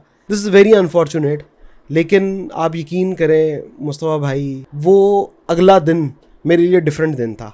लोगों का आ रहे हैं मेरे पास, फ़ोन देख रहे हैं, वो कौन सा फ़ोन है, वाओ कितने का है, और वो दोस्तियाँ बन गई और सब कुछ बदल गया, वो एक दिन में सब कुछ बदल गया। दिस इज़ सो अनफॉर्चुनेट, लेकिन सोसाइटी आपकी यही है। और आगे आप जिस वक्त मुझे अपने बच्चों को करवाना था स्कूल में, तो मैं ये चीज़ सोच रहा था कि यार मेरे बच्चे वो चीज़ फेस ना करें जो मैंने फेस की, और वो यही दौड़ है। लेकिन मुझे उन लोगों के लिए दुख है जो कि इस चीज़ को नहीं कर पाते या नहीं अफोर्ड कर पाते। लेकिन अब बहुत सारी दुनिया आप देखें कि ये एजुकेशन सिस्टम जो है ना, ये ऑब्सोलीट होता जा रहा है, और बहुत सारे लोग जो हैं वो होम एजुकेशन की तरफ जा रहे हैं, कि जहाँ पर, क्योंकि आपको पता है कि जो कल्चर डेवलप हो रहे हैं स्कूल में और जो ड्रग्स के मामला चल रहे हैं, सारा कुछ है, तो इस वक्त शायद मेरे ख्याल से ये it is the most difficult time कि आपको अपने बच्चों को कैसे पढ़ाना लिखाना है। और मैं तो अक्सर हंसता हूँ, मैं कहता हूँ यार हमारी जनरेशन जो है ना, वो बड़ी बेचारी बदकिस्मत है कि पहले सारी ज़िंदगी वालदैन से डरते रहे और अब बच्चों से डर रहे हैं। मतलब हमें डराने का तो टाइम ही नहीं मिला, क्योंकि आपको पता है कि आपके बच्चे किस किस्म के आ रहे हैं। तो हम तो वो जनरेशन है जो कि दोनों से डरते रहे हैं। बिल्कुल ऐसे नहीं, मैं ज़ाती तौर पे अगर मेरे से भी पूछे ना, तो अभी मेरे 4 बच्चे हैं, वैसे 3 स्कूल गोइंग हैं, तो तीनों को हम तकरीबन ये तीसरा महीना है हम घर पे पढ़ा रहे हैं। अच्छा। पहले 3-3 साल हमने उनको पढ़ाया, पढ़ाने के बाद जब स्कूल गए हैं तो वो बाकी बच्चों से आगे थे। बिल्कुल। लेकिन अब 2 साल 2.5 साल स्कूल पढ़ाने के बाद वो जो हमने उनको इससे पहले पढ़ाया उससे भी पीछे हैं। हाँ, ठीक है। तो मतलब उस सेंस में मुझे वो समझ नहीं आती स्कूल। आती। मतलब इवन तो मैं आपको एक मज़े की बात बताता हूँ, छोटा बच्चा था तो उसकी डायरी पे लिखा हुआ कि बच्चे ने ना बदतमीज़ी की है। तो मैं स्कूल चला गया, मैंने टीचर से पूछा, मैंने कहा क्या बदतमीज़ी की? उसने कहा जी कि ये ना इसके नेल बड़े हुए थे, मैंने इससे कहा नेल कटवा के आओ। तो बच्चे ने कहा जी मैडम आपके भी तो बड़े हुए। अच्छा। ठीक है, तो मैंने कहा ये तो उसने वैलिड बात की, अब मैं क्या उसको कहूँ कि मैडम रखेंगी और तुम नहीं रखोगे? मैंने कहा अगर आपने चेक करना है तो आप थोड़ा सा ये कुर्बानी दे दें। इसी तरह उन्होंने कहा जी इसके तो अब्बा ने भी मेरे से बदतमीज़ी कर दी। वो प्रिंसिपल वो मुझे उन्होंने कहा जी ये मामला है। मैंने कहा जी इसमें देखें, अगर उन्होंने चेक करना है या तो वो फैशन मॉडल बन जाए या टीचर बन जाए। टीचर देखें आज वो करके अगर नहीं दिखाएगा, टीचर के झूठ बोल रहा हूँ मैं, आप सच बोलेंगे। ऐसा ही है। ठीक है, तो वो अल्टीमेटली इस तरह के और भी छोटे छोटे मोटे मामला हैं। वो बच्चे अब तीनों मेरे पास पढ़ रहे हैं। तो मतलब मैं ये सोचता हूँ, देखें अब आपने एक एम्पायर खड़ी कर दी है, अब आगे इस एम्पायर को किसने लेना है, ओवरटेक करना है? मतलब देखें ना, ऑब्वियसली ऑब्सलीट हो जाएंगे हम लोग, वो 10 साल 15 साल ऐसे ही है, उसके बाद बाबे हो जाएंगे, आगे इसको किसी ने ग्रैब करना है। तो अब जब वो लोग आएंगे तो वो इस काबिल होंगे तो कि ये एम्पायर आगे जा सके। ऐसे ही है मुस्तफा भाई, हमारे यहाँ पर ये बहुत ज़्यादा कॉन्सेप्ट है कि जी आगे बच्चा आएगा तो वो चलाएगा। मैं मेरे ख्याल से इस चीज़ के ऊपर बिलीव नहीं करता। अच्छा। क्योंकि देखें, अगर यही प्रॉब्लम है कि हम लोग बहुत बड़े बिजनेसेस नहीं बना सके, क्योंकि हम उसी सेठ कल्चर के ऊपर चलते रहे कि यार बच्चा काबिल है नहीं है, उसको लाकर बिल्कुल वो पढ़ लिख कर आया और उसको आते साथ ही सीट पे बैठा दो। आपको इसको प्रोफेशनल हाथों में देना पड़ेगा, आपको बोर्ड ऑफ डायरेक्टर सीईओज बनाने पड़ेंगे कंपनीज़ के, जो कि इनको लेकर चलें आगे, और एक विजन हो ऑर्गेनाइजेशन का, जिसको आप देख लेना अमेरिकन ऑर्गेनाइजेशन 200 साल पुरानी है। आप उधर पूछें तो ऐसा तो नहीं है कि वो जी जिसका था, अब देखें एप्पल का सीईओ, ठीक है, उसका बेटा तो नहीं आया ना, ठीक है, यहाँ बिल गेट्स का आगे वो तो नहीं आया, तो ऐसा नहीं होता। ठीक है, वो उनके बच्चे अननोन है। तो अगर तो इन लोगों में कैपेसिटी होगी, ये अपना, मेरी तो ख्वाहिश ये है कि ये अपने रास्ते खुद चुनें, अपने बिजनेस खुद बिल्ड करें। जैसे मैंने सेल्फ अचीवमेंट की तरफ गया, ये भी खुद करें।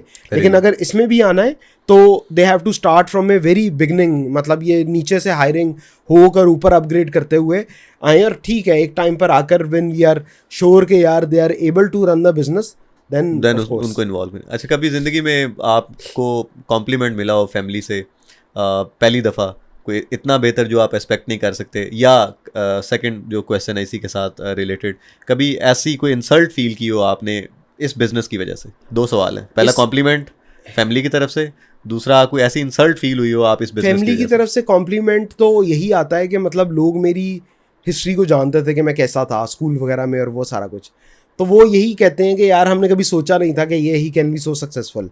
तो ये कॉम्प्लीमेंट, ये अक्सर चीज़ डिस्कस होती रहती है। और जो इंसल्ट है वो मैंने आपको एक पैकेजेस वाली बताई जो मुझे फेस करनी पड़ी।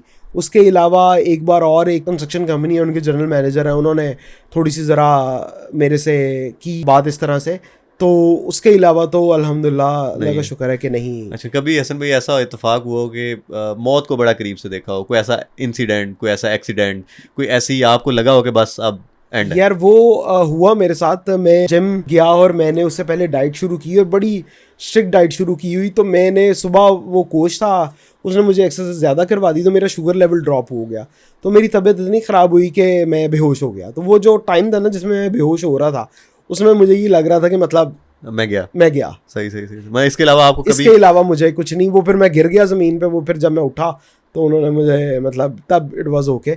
लेकिन ये एक टाइम है जिसमें कि मुझे ये कुछ जिंदगी की एक ऐसी मेमोरी जिसको अभी भी कभी अकेले में बैठ के, चाहे टेंशन में बैठ के, आपको हंसी आ जाती हो अपने ऊपर के क्या था यार ये, मतलब कोई ऐसी मेमोरी पूरी जिंदगी की, मतलब एक चंद एक बातें होती हैं जो आपकी जिंदगी में देखें हम सिर्फ जो है ना, मेरा ज़ाती तौर पे ख्याल है कि हम सिर्फ मेमोरीज और इंसिडेंट याद रखते हैं, बाकी टाइम भूल जाते हैं। ऐसी मेमोरीज होती है ना, वो मैं पॉडकास्ट में बता नहीं सकता। ऐसी बिल्कुल है जिनको सोच के हम हंसी आती है, लेकिन वो मैं भी बता नहीं सकता। चले, अच्छा रियली जो अचीवमेंट्स होती हैं, मतलब आप उन पे कितना बिलीव करते हैं कि अब ये हो गया तो अब मुझे अच्छा घर बनाना चाहिए, मुझे अच्छी गाड़ी लेनी चाहिए, मुझे अब मुझे इस तरह से ग्रो अप, जैसे आप देखना आपने बताया वो स्पोर्टेज बदली, फ़ोन बदला तो ये हो गया, तो इसी तरह अब आप मटीरियलिस्टिक अप्रोच से मतलब अपने आप को कहाँ देखते हैं? मैं आपकी वार्डरोब में कितने कपड़े हैं? लेट्स सपोज मेरी आप देखें, मतलब मैंने आज तक जो भी चीज़ ली है ना, वो अपने कंफर्ट के लिए ली है, वो मैंने दिखाने के लिए नहीं ली। मतलब एक आधी चीज़, मतलब मैं कह सकता हूँ कि घड़ी, मतलब I hate it, it is so heavy, मुझसे नहीं पहनी जाती। लेकिन वो एक चीज़ है कि यार आपको अच्छा किसी मीटिंग पे जाना है या आपको करना है, अनफॉर्चुनेटली वो है। लेकिन वो भी सिर्फ बिजनेस की हद तक, नॉट इन फ्रेंड्स और फैमिली के, मतलब जहाँ पे मेरी वहाँ पे कोशिश होती है कि मैं बहुत ही अपने आप को लो ग्रेड या लो प्रोफाइल रखूँ ताकि दूसरे वाला बिल्कुल भी ना ये करे। और वो मेरी कोशिश होती है कि मैं अपने जेस्चर से भी ऐसा कुछ करूँ कि उसको ये फील हो कि अच्छा ये मतलब उस तरह से है, तो कि किसी की दिल आज़ारी ना हो। और देखें फॉर एग्जांपल मेरी ये बहुत बड़ी ख्वाहिश है, मुझे नहीं पता कब पूरी हो, कि मेरे पास मेरा प्राइवेट जेट हो, ठीक है। लेकिन वो इसलिए नहीं है कि मैं कोई, वो सिर्फ इसलिए है कि ट्रैवलिंग इतनी ज़्यादा है कि आप पहले एयरपोर्ट जा रहे हैं, आप 3-4 घंटे पहले बैठ रहे हैं, फ्लाइट आपकी रात को 3:30 पे चल रही है, आप रात सोए भी नहीं है, फिर आप जा रहे हैं ट्रैवल करके उधर पहुंच रहे हैं, मतलब सिर्फ अपने कंफर्ट को देखने के लिए, क्योंकि आपके टाइम की एक अपॉर्चुनिटी कॉस्ट है, ठीक है। तो उस अपॉर्चुनिटी कॉस्ट को सिर्फ करने के लिए कि यार मेरी जो है, ऑब्वियसली आपने टाइम अपने बिजनेस को भी देना है, वो भी है, तो इस चीज़ को कवर करने के लिए सिर्फ मैं अपने कंफर्ट को देखता हूँ। इट इज़ नॉट कि यार मुझे कोई कुछ जिंदगी की ऐसी गलती, मतलब जिससे सबक भी सीखा हो और जो शायद आपको लगता हो कि यार ये जिंदगी का ना एक बड़ा लेसन था। अच्छा, बहुत गलतियां हैं, लेकिन टू बी ऑनेस्ट मैं हर गलती के बाद ना आई फील हैप्पी, क्योंकि उससे एक लर्निंग आती है। हम इंसान की फितरत ये है कि हम लोग, कोई बंदा आपको बार बार बताता जाए, आप नहीं सीखेंगे। मतलब मैं आपको एग्जांपल देता हूँ, कितनी चीज़ें मेरे वालिद साहब मुझे कही जाते हैं, ये ऐसे ऐसे ऐसे कर लो, ऐसे कर लो, ऐसे कर लो। मैं कहूँगा नहीं यार ये पुरानी बात कर रहे हैं, ऐसा नहीं होता, ठीक है, ऐसा नहीं होता। लेकिन जब वो हो जाता है ना, तो फिर आपको ख्याल आता है कि नहीं यार, वक्त बेशक बदल गया है लेकिन चीज़ें वैसी हैं या लोगों की खसलत वैसी है, आपको इस चीज़ को ऐसे ही मैनेज करना चाहिए था। तो बहुत सारी गलतियां लाइफ में की हैं। देखें, गलतियों के बगैर आप कर ही नहीं सकते, और मतलब आप सीखते हैं और आप फिर खुश होते हैं कि अगर तो आप बैठ जाएंगे ना तो फिर कोई फ़ायदा नहीं, लेकिन अगर आप उसको सीख कर आगे चलेंगे तो दैट इज़ योर पावर। आपने क्वेश्चन मुझसे पूछा था उस वक्त कि आपके लोगों, आपके मतलब एम्प्लॉयज़ का अक्सर डिफरेंस ऑफ ओपिनियन होता है कि ये क्यों ला रहे हैं, ये क्यों ला रहे हैं। मैं उसका जवाब देना भूल गया। ये चीज़ ना मैंने बहुत ज़्यादा फेस की है, ये चैलेंज, कि बहुत सारी चीज़ों पे they are not aligned with my strategy.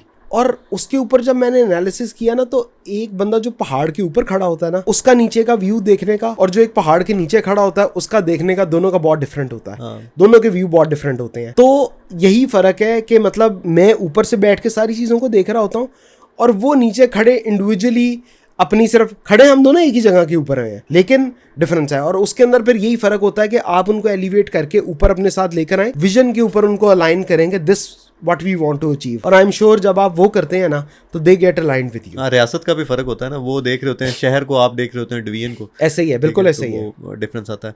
तो आप क्या समझते हैं सच्चाई की कितनी इंपॉर्टेंस है बिजनेस में? यार सच्चाई, कभी ऐसा फेलियर फील किया और कहा हो ठीक है मैं सच्चा हूँ, मैंने छोड़ दिया, कोई बात नहीं? बहुत बार मतलब उसमें लॉस भी हुआ, लग रहा हो कि यार ये तो इतने पैसे आने थे या इतना बिजनेस एक्सपैंड हो सकता था। बहुत बार, क्योंकि मैंने आपको ये बताया पहले ही कि मेरा पैसा मेरे लिए, मेरी रिक्वायरमेंट इस बिजनेस की नहीं थी, ठीक है। आपको पैसा बिल्कुल चाहिए होता है फॉर दी सस्टेनेबल ग्रोथ, कि आपने नए बिजनेस करने हैं, उसके लिए ऑब्वियसली आपको पैसा चाहिए होता है। लेकिन ये मैं कहूँ कि पैसा मुझे इसलिए चाहिए कि मैं याशियाँ करूँ, तो नो। और बहुत बार मैंने उस चीज़ को जाने दिया है कि यार मैं सच्चा हूँ, या मेरा दिल जानता है कि सच्चा। और आप यकीन करेंगे, जब आपको ये पता होता है ना कि आप ठीक हैं और उसके बाद आपने हक माफ कर दिया है, तो इससे बड़ी सेटिस्फेक्शन शायद कोई भी नहीं होती। सही। कभी ऐसा हुआ हो कि जेब खाली है, अब सारा बिजनेस पे लगा दिया है, अब आप सोचेंगे कोई एक ऐसी टाइम रात ये कि था, लेट्स सपोज बैलेंस एक जीरो हो टाइम गया ये आज। था कि जिस वक्त मैं पैकेजेस कर रहा था और वो सारी सिचुएशन चल रही थी, तो एक टाइम ये था, देखें मैं अपने फादर से तो ले सकता था, फिर वही बात थी, लेकिन क्योंकि अब मैं उस मॉडल पे था जहाँ पे मैंने सेल्फ अचीवमेंट और ख़ुद अपने सर्वाइवल पे करना है। देयर वाज अ डे जब मुझे अपनी बेटी की फ़ी देने के लिए मेरे पास नहीं, ऐसा नहीं है कि मैं बहुत मैनेज हो सकता था, उस चीज़ को करूं, बड़ा इजीली मैनेज हो सकता था मैं, लेकिन मैंने नहीं किया कि आप अपनी जो बैरियर्स है ना उनको आप किसी भी टाइम टच करते हैं कि यार, और उससे फिर बाउंस बैक करने का जो मज़ा होता है ना, वो मज़ा ही और है। बिल्कुल, मतलब आपकी देखे ना, हमें हर किसी को शौक होता है स्टोरी सुनाने का, ऐसे ही है, लेकिन स्टोरी जब बिल्ड करने का टाइम होता है ना, तब हम डगमगा रहे होते हैं। एग्जैक्टली ऐसे ही है, बिल्कुल ऐसे ही है। और उसके लिए आपको बहुत सारी सेक्रीफाइसेस देनी पड़ती हैं, मतलब आपकी फैमिली सफ़र करती है, आप उनको टाइम नहीं दे पाते, इवन आप टाइम दे भी पा रहे हैं ना, तो you are lost, you are in some of the tension जो आपको उस दिन आई हुई है, तो आप ये सारी सेक्रीफाइसेस के साथ बिल्ड होता है। ये एक नेचर का असूल है कि जिस चीज़ को आप वक्त देते हैं ना और जिस चीज़ को आप प्यार देते हैं वो ग्रो करना शुरू कर देती है, और जिस चीज़ को फिर आप छोड़ते हैं ऑब्वियसली वहाँ पर आप सफ़र करते हैं। तो ये ऐसे ही, आप अगर बिजनेस को टाइम देंगे तो बिजनेस ग्रो करेगा, फैमिली को टाइम देंगे फैमिली ग्रो करेगी। तो although it should be a mix, मैं ये नहीं कह रहा कि आप बिजनेस को दें, वन साइड दें, लेकिन ऑब्वियसली फिर आपको ये देखना पड़ता है कि यार क्राइसिस मैं कहाँ पे फील कर रहा हूँ, और जब आप स्टेज पे पहुंच जाते हैं आपको फिर जहाँ क्राइसिस होता है वहीं पे जाना होता है। जैसे अगेन ये भी एक नेचर का रूल है ना कि आपकी बॉडी में जहाँ पे इन्फेक्शन होती है इम्यूनिटी उस तरफ जाकर लड़ना शुरू कर देती है, तो यू नीड टू प्रायोरिटाइज उस वक्त के यार मैंने क्या करना है। जिंदगी का सबसे बड़ा फियर क्या आपका? जिंदगी का सबसे बड़ा फियर था और अभी क्या है और था कि मैं ये नहीं किसी से सुनना चाहता ज़िंदगी में कि इसने मेरे साथ ज्यादती की, ठीक है। मैं इस दुनिया से विन विन सिचुएशन के साथ जाना चाहता हूँ, ह्यूमन ग्राउंड्स के ऊपर। कोई ये ना कहे कि यार इस बंदे ने मेरे, देखें फॉर एग्जांपल बेतहाशा लोग होंगे जिन्होंने ये कहा होगा कि यार इसने हमारे साथ ज्यादती की, ठीक है, लेकिन अगेन जब मैं अपना सेल्फ अप्रेजल करूँ और मुझे ये पता है कि मैं राइट पे था, ठीक है, ये राइट पे था, जानने वाली बात रब जानता है और वो क़यामत के दिन ही पता चलेगी, लेकिन अपने प्रेजेंट सर्कमस्टांसेस में मतलब आपको ये गिल्ट ना हो कि आपने किसी के साथ ज्यादती की है। मतलब मेरी कोशिश ये है कि यार मेरा पलड़ा जो है ना वो नीचे ही हो किसी से क़यामत के दिन। चलें, लेट सपोज अब आपकी तरह कोई भी बंदा है, वो जल्दी पैसे कमाना चाहता है, वो आर्किटेक्ट है, वो कोई और किसी इंडस्ट्री से रिलेटेड है, तो उसको कैसा है, कोई एक की एलिमेंट है जिस पे काम करने की ज़्यादा ज़रूरत है? देखिए, अगर आपने कोई भी बिजनेस आप ले लें, ठीक है, उसके लिए मैं सिर्फ दो चीज़ें कहूँगा आपने करनी है। एक तो ये कि जहाँ पे आपने पहुँचना है ना उसको अपने दिमाग में उसका विजन बिठाएं। सबसे पहले आपने कहाँ जाना है, डेस्टिनेशन है ना, आप कहते हैं मैंने यार स्कर्दू जाना है, तो आप जैसे ही स्कर्दू के बारे में सोचेंगे आपको स्कर्दू के पहाड़ नज़र आना शुरू हो जाएंगे, ठीक है, बेशक आप गए नहीं हैं, आपने उसके ऊपर देखे हैं, ये आपने सोच लिया आपने कहाँ जाना है, ठीक है। उसके बाद आपने जब उसका रास्ता चूज़ करना है ना, तो रास्ता चूज़ करते हुए आपने ये देखना है कि मैंने कैसे वहाँ पर पहुँचना है, वो आपके पास प्लान होना चाहिए। और देखिए सबसे इम्पॉर्टेंट चीज़ ये है कि मुस्तफ़ा भाई आप आर्किटेक्ट हैं, आपकी एक यूएसपी होनी चाहिए, ठीक है, कि मैं मुस्तफ़ा से क्यों काम करवाऊँ। ऐसे तो हज़ारों आर्किटेक्ट बैठे हैं, तो आपको अपनी नीश बनानी है और उस नीश के ऊपर काम करना है, हर चीज़ की तरफ मत भागें, ठीक है, वरना you will end up nowhere कि यार अच्छा मैं ये भी काम पकड़ लूँ, मैं ये भी काम पकड़ लूँ, मैं अमीर का भी पकड़ लूँ, मैं इसका भी पकड़ लूँ। नो, आपको नो कहना आना चाहिए। हम जो है ना, हम नो से बहुत इंस्पायर होते हैं। जिस वक्त आप वो LV की लाइन में खड़े हुए लोग देखते हैं ना, तो वो it's a know from them कि अच्छा आप पहले वेटिंग में आएंगे, आप अंदर जाएंगे, फिर आपको एक बंदे के लिए वेट वो करवाएंगे, फिर वो आपको देंगे और उसके बाद आपको प्रोडक्ट मिलेगा। इवन आप हरमीज़ पे जाते हैं तो आप ले ही नहीं सकते जब आपकी कोई प्योर दूसरे प्रोडक्ट्स की बाइंग नहीं है उनसे, तब वो उनका कोई स्पेशल बैग है जो कि आप ख़रीद सकते हैं। तो नो आपको करना है ना, अपनी चीज़ के ऊपर कॉम्प्रोमाइज़ करें कि मुस्तफ़ा साहब की फ़ी है 10 लाख रुपया, तो भाई एक बंदा आया और वो मुस्तफ़ा साहब को कह रहा है मुस्तफ़ा साहब 3 लाख ले लें, तो आप कर दें, तो मुस्तफ़ा कह रहा है चल यार 3 लाख आ ही रहा है, मैं ये डिज़ाइन वो वाला इसको दे दूंगा। नहीं, आप अगर ये करेंगे, ये सबको सीखना चाहिए। मुझे इस चीज़ का बहुत दुख होता है कि आर्किटेक्ट्स अपना साल 1.5 साल लगाते हैं और एक कनाल की फी क्या ले रहे हैं, 1 मिलियन। यार क्यों भाई, आपकी फैमिली नहीं है, आपकी चीजें नहीं है, आप लोगों को सबको इस चीज को केटर करना चाहिए, और वो भी आपके उस 1 साल के अंदर वो जो उसने 10 लाख देना है वो उसने तोड़ के देना है, और उसमें से भी उसने एंड के 10-15% खा जाने हैं। ठीक है, तो कहां पे दुनिया में ऐसे होता है? आप लोग कैसे, आप लोगों का, और फिर बात यह है कि आप लोग अगर अपने ऊपर इन्वेस्ट नहीं करेंगे तो इस मुल्क का नुकसान होगा। आप कैसे अच्छी बिल्डिंग्स डिजाइन करेंगे? आप देखिए, हम आर्किटेक्ट ट्रिप लेकर जाते हैं, उसके ऊपर अक्सर बड़ा वाह वेला मचाया जाता है कि जी आर्किटेक्ट ट्रिप्स क्यों लेकर जा रहे हैं, लेकिन अगेन मैं तो नहीं रुकूंगा, मैं तो करता रहूंगा, क्योंकि मैं अपने दिल को जानता हूं कि भाई सबसे पहले क्या हो रहा है, टाइल्स आई हैं और टाइल्स आकर लगा दी हैं साथ जोड़कर, और उसके बाद कोई स्पेसर नहीं दिया 3 mm का, और उसके बाद एक्सपेंशन कंस्ट्रक्शन हुई है तो टाइल क्रैक्स लग गई है, कस्टमर का नुकसान, आर्किटेक्ट का बदनामी, ऊपर से देखने वाला ये कहेगा आपकी टाइल 2 नंबर है। ठीक है, ये सारा कुछ। लेकिन अगर मैं आर्किटेक्ट्स को लेकर जा रहा हूं और उनको दिखा रहा हूं कि यार प्रोडक्ट कैसे बन रहा है, उनको ट्रेनिंग दे रहे हैं वहां पर, तो आप सोचें कितना बड़ा एक्सपोजर दे रहे हैं वहां पर, राइट। उसके अलावा जब आप उनको लेकर जा रहे हैं और आप उनको डिफरेंट म्यूजियम्स और डिफरेंट कंस्ट्रक्शन साइट्स दिखा रहे हैं, कितना एक्सपोजर बिल्ड होता है टू कि आप इस तरह की चीजें फिर पाकिस्तान में क्रिएट कर सकें। आप ये देखें, हमारी कोई भी सप्लायर आता है ना, सबसे पहले लाहौर एयरपोर्ट उतरता है और वो कहता है यार क्या डिजास्टर एयरपोर्ट है आपका, ठीक है, कहाँ रह रहे हो, आगे DHA वगैरह में आके वो बड़ी अच्छी बात। लेकिन आप ये देखिए, आपने पहला इंप्रेशन क्या बनाया, तो बिल्डिंग्स जो है वो आपके मुल्क का इमेज रिप्रेजेंट करती हैं, और आपको ये बिल्डिंग्स को इम्प्रूव करना है। यहाँ पर आप पैसा उतना ही लगा देते हैं, ठीक है, और बनाते क्या हैं आप, शिट। ठीक है, आप ये 1 मिलियन आपने बहुत बड़ी फिगर बता दी है। मैं पहली मेरी जॉब थी 4 महीने की, मैंने क्विट कर दी। उसके बाद मेरी ये एक ही जॉब थी, यामाद अंडर प्राइवेट लिमिटेड वाली है, मैंने 2021 के नवंबर में छोड़ी। अब इस जॉब से लेके मैंने डिफरेंट अपने सीनियर लोगों को अप्रोच किया कि यार मुझे बिड का फॉर्मेट तो भेजो अपना, नहीं दिया किसी ने। अभी मैं एक इंस्टीट्यूट में पढ़ा रहा हूँ, लाहौर वुमेन कॉलेज यूनिवर्सिटी जो है, ये खवातीन की यूनिवर्सिटी है, इंटीरियर डिज़ाइन डिपार्टमेंट में और आर्किटेक्चर में एक दिन उधर पढ़ाता हूँ। अब वहाँ पे मैं एक प्रोफेशनल प्रैक्टिस का एक सब्जेक्ट है। अब वो सब्जेक्ट पढ़ाते हुए मैंने उन्हें ये कहा कि बेड बनाए। मार्केट में सबसे जाके देखे ना, सबसे पहले मैंने आपसे कुछ चीज़ करवानी है तो आपने क्या कहना है, मुझे बेड भेजो, ऐसे ही। मैंने कहा जी बेड बनाया, नहीं पता बेड कैसे बननी है। मैंने उन्हें कहा कि आप यूँ करें, फेसबुक पे डालें, आर्किटेक्ट्स को मैसेज करें, 1 कनाल के घर की हमें बेड दें, 10 मरले की बेड दें। सर करते करते मेरे पास 126 बेड अभी पड़ी हैं। अच्छा। और इत्तेफाक से उसमें 1 कनाल का घर बना के देने वाले लोग 2 लाख रुपया भी ले रहे हैं, जो मुंह से 2 लाख मांग रहे हैं। पहली दफ़ा मैं मैसेज करूं, आपके शोरूम पे टाइल पड़ी है, कितने की देंगे, आप कहेंगे जी 12,000 की या 15,000 रुपये मीटर है। वो तो अगली बात है ना, मैं जाऊंगा, मैं कहूँगा नहीं हसन भाई मैंने 8,000 देना है या मैंने 9,000 देना है, आप कहेंगे मुझसे भाई हो सकता है या नहीं हो सकता, ये तो बात की बात है। बिल्कुल ऐसे ही है। तो अगर आप मुझे भेज ही रहे हैं कि यार ये 2 लाख रुपए में 1 कनाल का घर बना दूंगा, बिल्कुल ऐसे ही है। तो ये आपने 1 मिलियन वाली बहुत बड़ी बात अच्छा, कर दी। इत्तेफाक से मैं अगर आपको बताऊं, मैं यहाँ देखें अब मैं एक मार्केट में नहीं बैठा हुआ है, घर में बैठा हूँ, ठीक है। हो सकता है मैं एक्सपेंसेस अभी नहीं बेयर कर सकता, कुछ भी हो सकता है। अब लेट्स सपोज मैं यहाँ पे बैठ के, हसन भाई अभी तक टिल टू डेट आज तक मैंने 10 लाख रुपए से नीचे कोई घर नहीं बनाया। अभी रिसेंट एक मेरे पास आफरीदी फैमिली, उनका घर है, उनसे मैं 38 लाख रुपीज 2.5 कनाल के ले रहा हूँ, जो लेक सिटी में। तो मतलब कहने का ये है कि मैं ये समझता हूँ कि अल्लाह ताला ने आपका रिस्क मुख्तस कर दिया है, अब आपने उसको चुनना है, एक एक दाना करके चुनना है, या आपने जाना है थैला पड़ा है कंधे पे रखना ले आना है, ठीक है। तो जब तक हम अपनी किस्मत में, मेरा ख्याल है, शाकिर नहीं होते ना, तब तक हम इस तरह के चक्कर में जो है ना वो चलते रहते हैं। फिर उसमें क्या होता है, अपने आप को भी जलील करते हैं, प्रोफेशन भी जलील हो जाता है, ठीक है, और अल्टीमेटली वो बनता भी कुछ नहीं है, ठीक है। अब डिफेंस में देखें ना, शुरू वाले घर क्या थे, बाद में आर्किटेक्चरल चेंजेस आई, मटेरियल्स आए, वो कंसील्ड बॉडीज आई, वो जनाब वॉल हैंग कमोड आए। उससे पहले क्या था, वही कमोड फ्लोर पे पड़ा है, बस लग गया। अब जाके आर्किटेक्ट्स ऐसे भी हैं मार्केट में, घरों में लोगों के पास काम हुए हैं। असल में ये मैं आप फ्रेंकली स्पीकिंग अपना एक्सपीरियंस बता रहा हूँ, आपसे नहीं कह रहा, आपको राय दें।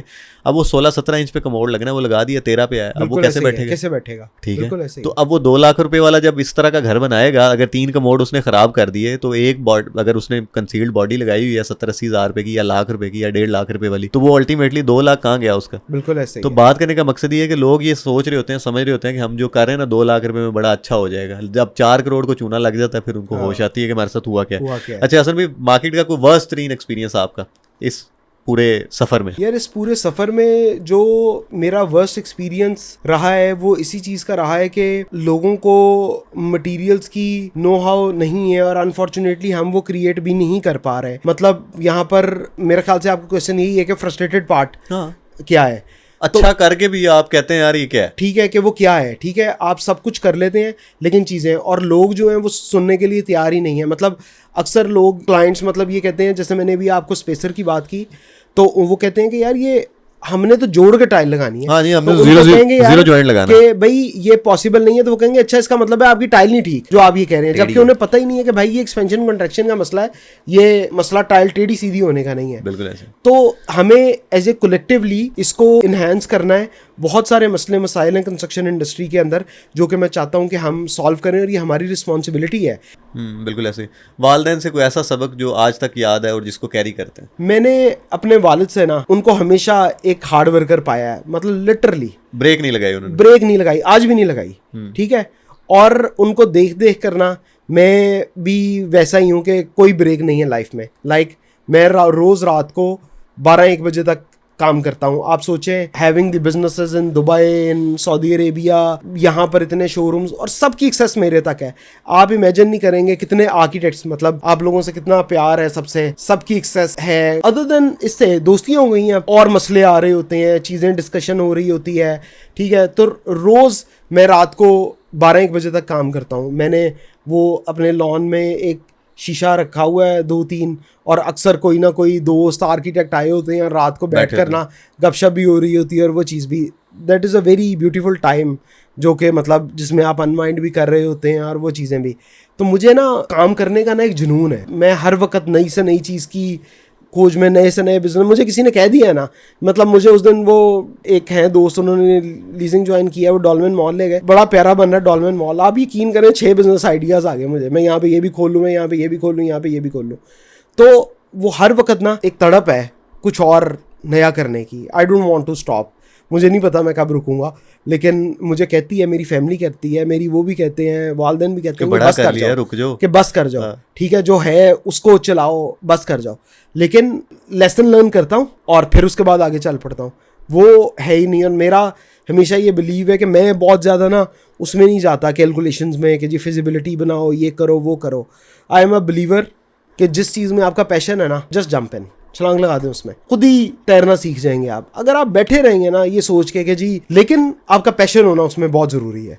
अगर आपका पैशन नहीं है और आपको लग रहा है कि जी मैं ऐसे ही बस चला जाऊँ, तो फिर देन इट्स अ प्रॉब्लम। आपको मतलब कोई ऐसा आर्किटेक्ट हमारी मार्केट में जिसको बड़ी दफ़ा मिलने की कोशिश की हो, वो ना मिले हो, फिर जब मिले हो तो बड़ी ज़्यादा दोस्ती हो गई हो? एक होता है ना, मैं आपके पास जाता हूँ, वो कहते हैं जी हसन भाई बिजी हैं, मैं जाता हूँ वो कहते हैं जी मीटिंग में है, मैं जाता हूँ जी वो कहते हैं अभी आज नहीं मिल सकते, 3 दिन बाद मिल सकते हैं। कोई ऐसी मतलब, और जब मिले हो तो फिर इत्तेफाक ऐसा हुआ हो कि बंदा के यार भूल ही रहे हैं यार होते हैं ऐसे, मतलब है। शुरू में मुझे याद है जब अहमद होता था वो नासिर महमूद साहब के पास, तो बड़ा मुश्किल टाइम मिलता होता था। उसके बाद नासिर साहब के साथ बहुत दोस्ती हो गई। उनका एक ऑरा है, मैंने उनके साथ ट्रैवल भी किया है। मैंने भी, हाँ, आपने तो काम भी किया है, तो उनसे बहुत लर्निंग आई। वो जोक सुनाते हैं तो वो एक बहुत लंबा जोक होता है, जब वो ख़त्म होता है तो इंसान ना नीचे हंस के जो है ना वो नीचे लेट जाता है। तो अ ग्रेट पर्सनैलिटी। तो उनके साथ मेरे ख्याल से एक था कि टाइम का वो है। उसके बाद जो मेरी बहुत ज़्यादा दिल लगी है वो अहमद मुख्तार साहब के साथ है। सच अ काइंड ह्यूमन बीइंग, उनके साथ भी बहुत ज़्यादा मतलब प्यारा है। I always enjoy his company. और उसके अलावा बाकी जो है वो तो फिर आपकी एज के वो सारे दोस्त हैं, उनके साथ तो एक रेगुलरली जो है वो होता है। लेकिन इन लोगों के साथ जो है वो इज्जत वाला। वैसे इत्तेफाक की बात बताऊं, मेरे दिल पे अगर कोई बोझ हो ना कभी, तो मैं उनके पास चला जाता हूं। अहमद साहब के पास? नहीं, वो दरवेश किस्म के इंसान है, बहुत ही ज़बरदस्त इंसान है वो। चले एंड इस बात पे करें कि हमें कोई ऐसा कोई अपना मज़ेदार किस्म का कोई ऐसी कुछ स्टोरी या कुछ जोक सुनाए। आपने अभी जोक की बात की, ताकि इसकी एक हैप्पी एंडिंग हो जाए। मतलब आपको कोई माइंड में कोई ऐसा, जैसे मैंने पहले भी आपसे कहा, बचपन की कोई ऐसी मेमोरी सुनाए। आप कहते हैं मैं माइक पे नहीं सुना सकता, कोई ऐसी कोई उसमें से थोड़ी सी रिफाइन करके सुना ले। मैं रिफाइन करके मुझे सोचने देंगे मैं कौन सी वाली प्रोसेस करें मेमोरी। हाँ चले, मैं आपको बताता हूँ। मेरा ना बचपन में, ये आज तक जोक है कि क्योंकि मैं नालायक था तो इंग्लिश का जब एग्ज़ाम आता होता था तो मेरा एक पेट चीज़ होती थी कि ना मैंने ना उसके साथ ना आई एम लगा के ना तो आगे वो जो भी वर्ड है ना सेंटेंस बनाने वाला वो लगा देना। तो एक बार ना आया वहाँ पे टिमिड एनिमल। तो मेरी अम्मी ने पूछा क्या लिखा है, तो मैंने कहा मैंने लिखा है मैं टिमिड एनिमल। तो वो आज तक मेरा ना जोक चलता है कि वो जो चीज़ आती थी मैं उसके साथ आई एम लगा के ना आगे तो वो कर लेता था। तो ये एक एंड पे हमारी इंडस्ट्री को कुछ सजेशन देना चाहें, अपने बिजनेस के अकॉर्डिंग कोई बात करना चाहें, या लेट सपोज जैसे अभी बात हुई, मैं मिसाल देता हूँ, मार्केट में बड़े एक जो नेगेटिव क्राइटेरिया ना मार्केट का वो ऑरा चल रहा है इसको अच्छा कहना है, इसको बुरा कहना है। लोग जो है ना वो ट्रिप्स लेके जा रहे हैं, ट्रिप लेके आ रहे हैं, मार्केट में काम करने के लिए बहुत सारी कुर्बानियाँ देनी पड़ रही हैं आपको, आपके काम के अकॉर्डिंग आपको सेक्रीफाई करना पड़ रहा है कि यार मैं अच्छी चीज़ भी बेच रहा हूँ और फिर मुझे यहाँ लेट डाउन भी होना पड़ रहा है, मैं इस नेशन के लिए काम भी कर रहा हूँ लेकिन साथ मुझे ये बातें भी सुनने को मिल रही हैं। तो मतलब क्या ये पूरे ओवरऑल पर्सपेक्टिव को आप भाई सबसे पहले तो मैं ये कहता हूँ कि देखें, रिज़्क जो है ना वो जैसे आपने कहा वो लिख दिया गया है, मेरा कोई ले नहीं सकता और मैं किसी का ले नहीं सकता, ठीक है। बिजनेस एथिकल ग्राउंड्स के ऊपर होना चाहिए, ठीक है, अनएथिकल नहीं होना चाहिए, मेरा ये बिलीव है। और उसके बाद आप जो कर रहे हैं उसके ऊपर आपको दिल की सेटिस्फेक्शन होनी चाहिए, क्योंकि देखें आप जो क्रिकेट मैच वो कहते हैं ना रोंदी मार के जीतते हैं या आप कोई रेस रोंदी मार के जीतते हैं तो वो आपकी जीत नहीं होती, ये आपको भी पता होता है, ठीक है। इनर सेटिस्फाइड तो इंसान हारे या जीते वो इट शुड बी मतलब सेटिस्फेक्शन शुड बी देयर वहाँ पर कि यार मैंने जो है ना एथिकल खेल खेला है। और उसके अंदर चीज़ ये है कि मैं यही आर्किटेक्ट्स दोस्तों को यही कहता हूँ कि यार अच्छे से अच्छा काम प्रोड्यूस करें और अपनी उसके अगेंस्ट चार्जेस जो सर्विसेज आप कर रहे हैं उसके ऊपर कॉम्प्रोमाइज़ ना करें। मेरे से जो आता है ना मैं उसको कहता हूँ यार ना करना सीखो, और जब सारे ना करना सीखेंगे तो आपको भी पता होगा कि मैंने अपने प्रोडक्ट के ऊपर कॉम्प्रोमाइज़ नहीं करना। और दूसरी, कभी क्लाइंट्स को अपने ऊपर हावी ना होने दें, ठीक है। आप डॉक्टर के पास जाते हैं और आप डॉक्टर को कहते हैं यार मुझे कफ हो रही है, तो डॉक्टर कहता है कि यार ये मैं मेडिसिन लिख के दे रहा हूँ, आप कहते हैं नहीं यार मुझे ए नहीं लिख के दो, मुझे ये वाली लिख दो, ऐसा होता है। तो फिर आप लोग कैसे मान जाते हैं कि वो कहता है यार ये ना ये इस एरिया को ऐसे कर दो, ऐसे ना करो, ठीक है उसकी नीड्स, उसका घर है, उसने रहना है, लेकिन एंड पे आप लोगों को बहुत ज़्यादा कॉम्प्रोमाइज़ नहीं करने चाहिए उस चीज़ के ऊपर। देखें उसने तो अपना प्रॉब्लम बतानी है ना, डायग्नोज आपने करना है, तो वो आप लोगों को ये मेक श्योर करना चाहिए कि आपका जो एंड प्रोडक्ट है ना वो आपके मुताबिक निकल रहा है और ऑब्वियसली कस्टमर उसमें सेटिस्फाई है। और जहाँ तक बात रहेगी ये मार्केट में नेगेटिव की, तो ये तो चलता रहेगा। देखें आप कहीं पे भी चले जाएं दुनिया में, एलन मस्क को उठा लें, उसके साथ क्या क्या कुछ नेगेटिव नहीं होता। तो जो अच्छा काम कर रहा होता है ना और जो नहीं कर पा रहे होते हैं वो उसके ऊपर फिंगर्स ज़रूर उठाते हैं और वो उठाएंगे। ये हमारा एक, मैं कहता हूँ एक कल्चर है यहाँ पर जो डेवलप हुआ है। लेकिन आपको भी ये पता है कि आप ठीक हैं तो आपका दिल ठीक है, तो मेरे ख्याल से उसमें कोई मसला नहीं है। नहीं तो देखे ना, आप मोनालिसा बेच रहे हैं, मैं गुलाम मुस्तफ़ा बेच रहा हूँ, आप केल बेच रहे हैं, मैं गुलाम मुस्तफ़ा, मेरा आपका कंपटीशन ही नहीं है। नहीं वो तो क्या होता है मतलब ये नेगेटिविटी लेट सपोज पूरी मार्केट में वो इस तरह से वो ऐसा नहीं होता कि यूजुअली नेगेटिविटी आपस में टाइल कंपटीशन की वजह से आ रही होती है, कोशिश करते हैं कि ग्रुपिंग कर लें या वो कर लें, ये चीज़ें होनी नहीं चाहिए। देखें आर्किटेक्ट्स ने एंड पे अपना प्रोडक्ट निकालना है, ठीक है, किसी के पास क्या चीज़ अवेलेबल है, किसी के पास क्या चीज़ अवेलेबल है, तो वो तो एंड पे उसने ये देखना है कि यार मैंने एक चीज़ को अपनी रिक्वायरमेंट को कैसे निकालना है। देखें फॉर एग्जांपल हम जिस वक्त जाते हैं आर्किटेक्ट्स वगैरह को लेकर, तो आप ये सोचें कि कितनी चीज़ें वो अपनी पसंद की हमसे वहाँ पे सिलेक्ट करवा लेते हैं और हम कितनी ऐसी चीज़ों से बच जाते हैं जो हम लाकर अपने वेयर हाउस में फेंक देते हैं जो कि बिके ही ना। हाँ। तो एंड ऑफ द डे आपका फॉरेन करेंसी बाहर गया और आप वो चीज़ ले आए जो बिकनी नहीं है। हाँ। और वो चीज़ नहीं लाए जो बिकने वाली है। और एक आर्किटेक्ट को ये पता है कि यार ये प्रोडक्ट बहुत अच्छा है, वो अपनी पूरी आर्किटेक्चर, अपना कोई पूरा प्रोजेक्ट उसके अराउंड बिल्ड कर लेता है। हाँ। आप समझ रहे हैं, ये बहुत विन विन सिचुएशन है। उसके बाद लोग लाख कहते रहे यार ट्रिप जाते हैं, ये जाते हैं, क्या फ़र्क पड़ता है, कोई फ़र्क नहीं पड़ता। अच्छा, अब ये लेट्स सपोज हम ये जो इस तरह के सर्कमस्टांसेस हैं किसी भी किस्म के मार्केट के, क्या लेट्स सपोज हमें ज़िंदगी में अगर मौका मिले तो हम क्या इसको एक टेबल पे बैठ के इसको कंक्लूड कर सकते हैं इन अ पॉजिटिव वे? किस चीज़ के लेट्स सपोज देखें, मैं मिसाल देता हूँ, आपका मेरा कोई इख्तलाफ है, अगर कोई विन विन सिचुएशन में कोई ऐसा न्यूट्रल पर्सन बैठता है और वो कहता है कि यार ये तुम लोगों का तो कोई मसला ही नहीं है, तुम किस जंग में पड़े हुए हो, तुम्हारे तो मामला बिल्कुल रिफाइन है। कोई ऐसे, जैसे मैं मिसाल देता हूँ, कुछ सीनियर बंदा आता है, वो कहता है 2 बच्चों की, यार ये तुम क्या कर रहे हो, तुम अपना करो। नहीं देखिए, मैं तो इस चीज़ के हक में हूँ कि देखें आप फॉर एग्जांपल शुगर में देख लें, आप सीमेंट में देख लें, सारे कंपेटिटर्स आपस में बैठ के बात करके अपनी स्ट्रेटजी बना रहे होते हैं। तो ये जो कम्युनिकेशन है इट शुड रिमेन ओपन, मतलब उस हद तक नहीं जाना चाहिए कि जहाँ पर जाकर जो है वो चीज़ें आप रास्ते बंद हो जाएं और उसका फ़ायदा बेसिकली दूसरे उठा रहे होते हैं। तो वो ऐसी चीज़ें नहीं होनी चाहिए, मिलजुल कर बैठना चाहिए। फिर वही बात है कि रिस्क अल्लाह की ज़ात का, कोई किसी से ले नहीं सकता, आपकी अपनी स्ट्रैटेजीज़ होती हैं, आपका अपना चीज़ होती है। तो वो देखें फॉर एग्जाम्पल ट्रिप की मैं बात करूं तो वो फिर वही बात है कि देखें फॉर एग्जांपल मैं ये नहीं कह रहा कोई नहीं गया तो उसके दिल में आएगा यार मुझे नहीं लेकर गए, ठीक है, तो may be they can create a hype against it. तो ये सारी चीजें चलती रहती हैं। आप हर चीज जो आप स्टेप लेते हैं ना उसका एक फिजिक्स का रिएक्शन है, जो आपने करना है उसका एक रिएक्शन आना है, राइट, तो वो तो आना ही आना है, आप उसको नहीं रोक सकते। बिल्कुल। बहुत अच्छा लगा जी, बड़ी ऐसी बातें जो शायद हम ऐसे बैठ के आपसे ना पूछ सकते थे, बहुत शुक्रिया मुस्तफा भाई, ना बता सकता। आपका बहुत शुक्रिया, आपके वक्त का शुक्रिया, आपका बहुत शुक्रिया मुझे बुलाने का। अल्लाह ताला आपके काम में बरकत दे, उम्र में दे, आपको सेहत तंदुरुस्ती दे, और जो आपके अगले कोई माइलस्टोन आपने दिमाग में सोचे हुए हैं हिडन है, और अल्लाह ताला उनमें भी बरकत दे और आपको कामयाब। आमीन, जज़ाकल्लाह, बहुत शुक्रिया, अस्सलाम वालेकुम।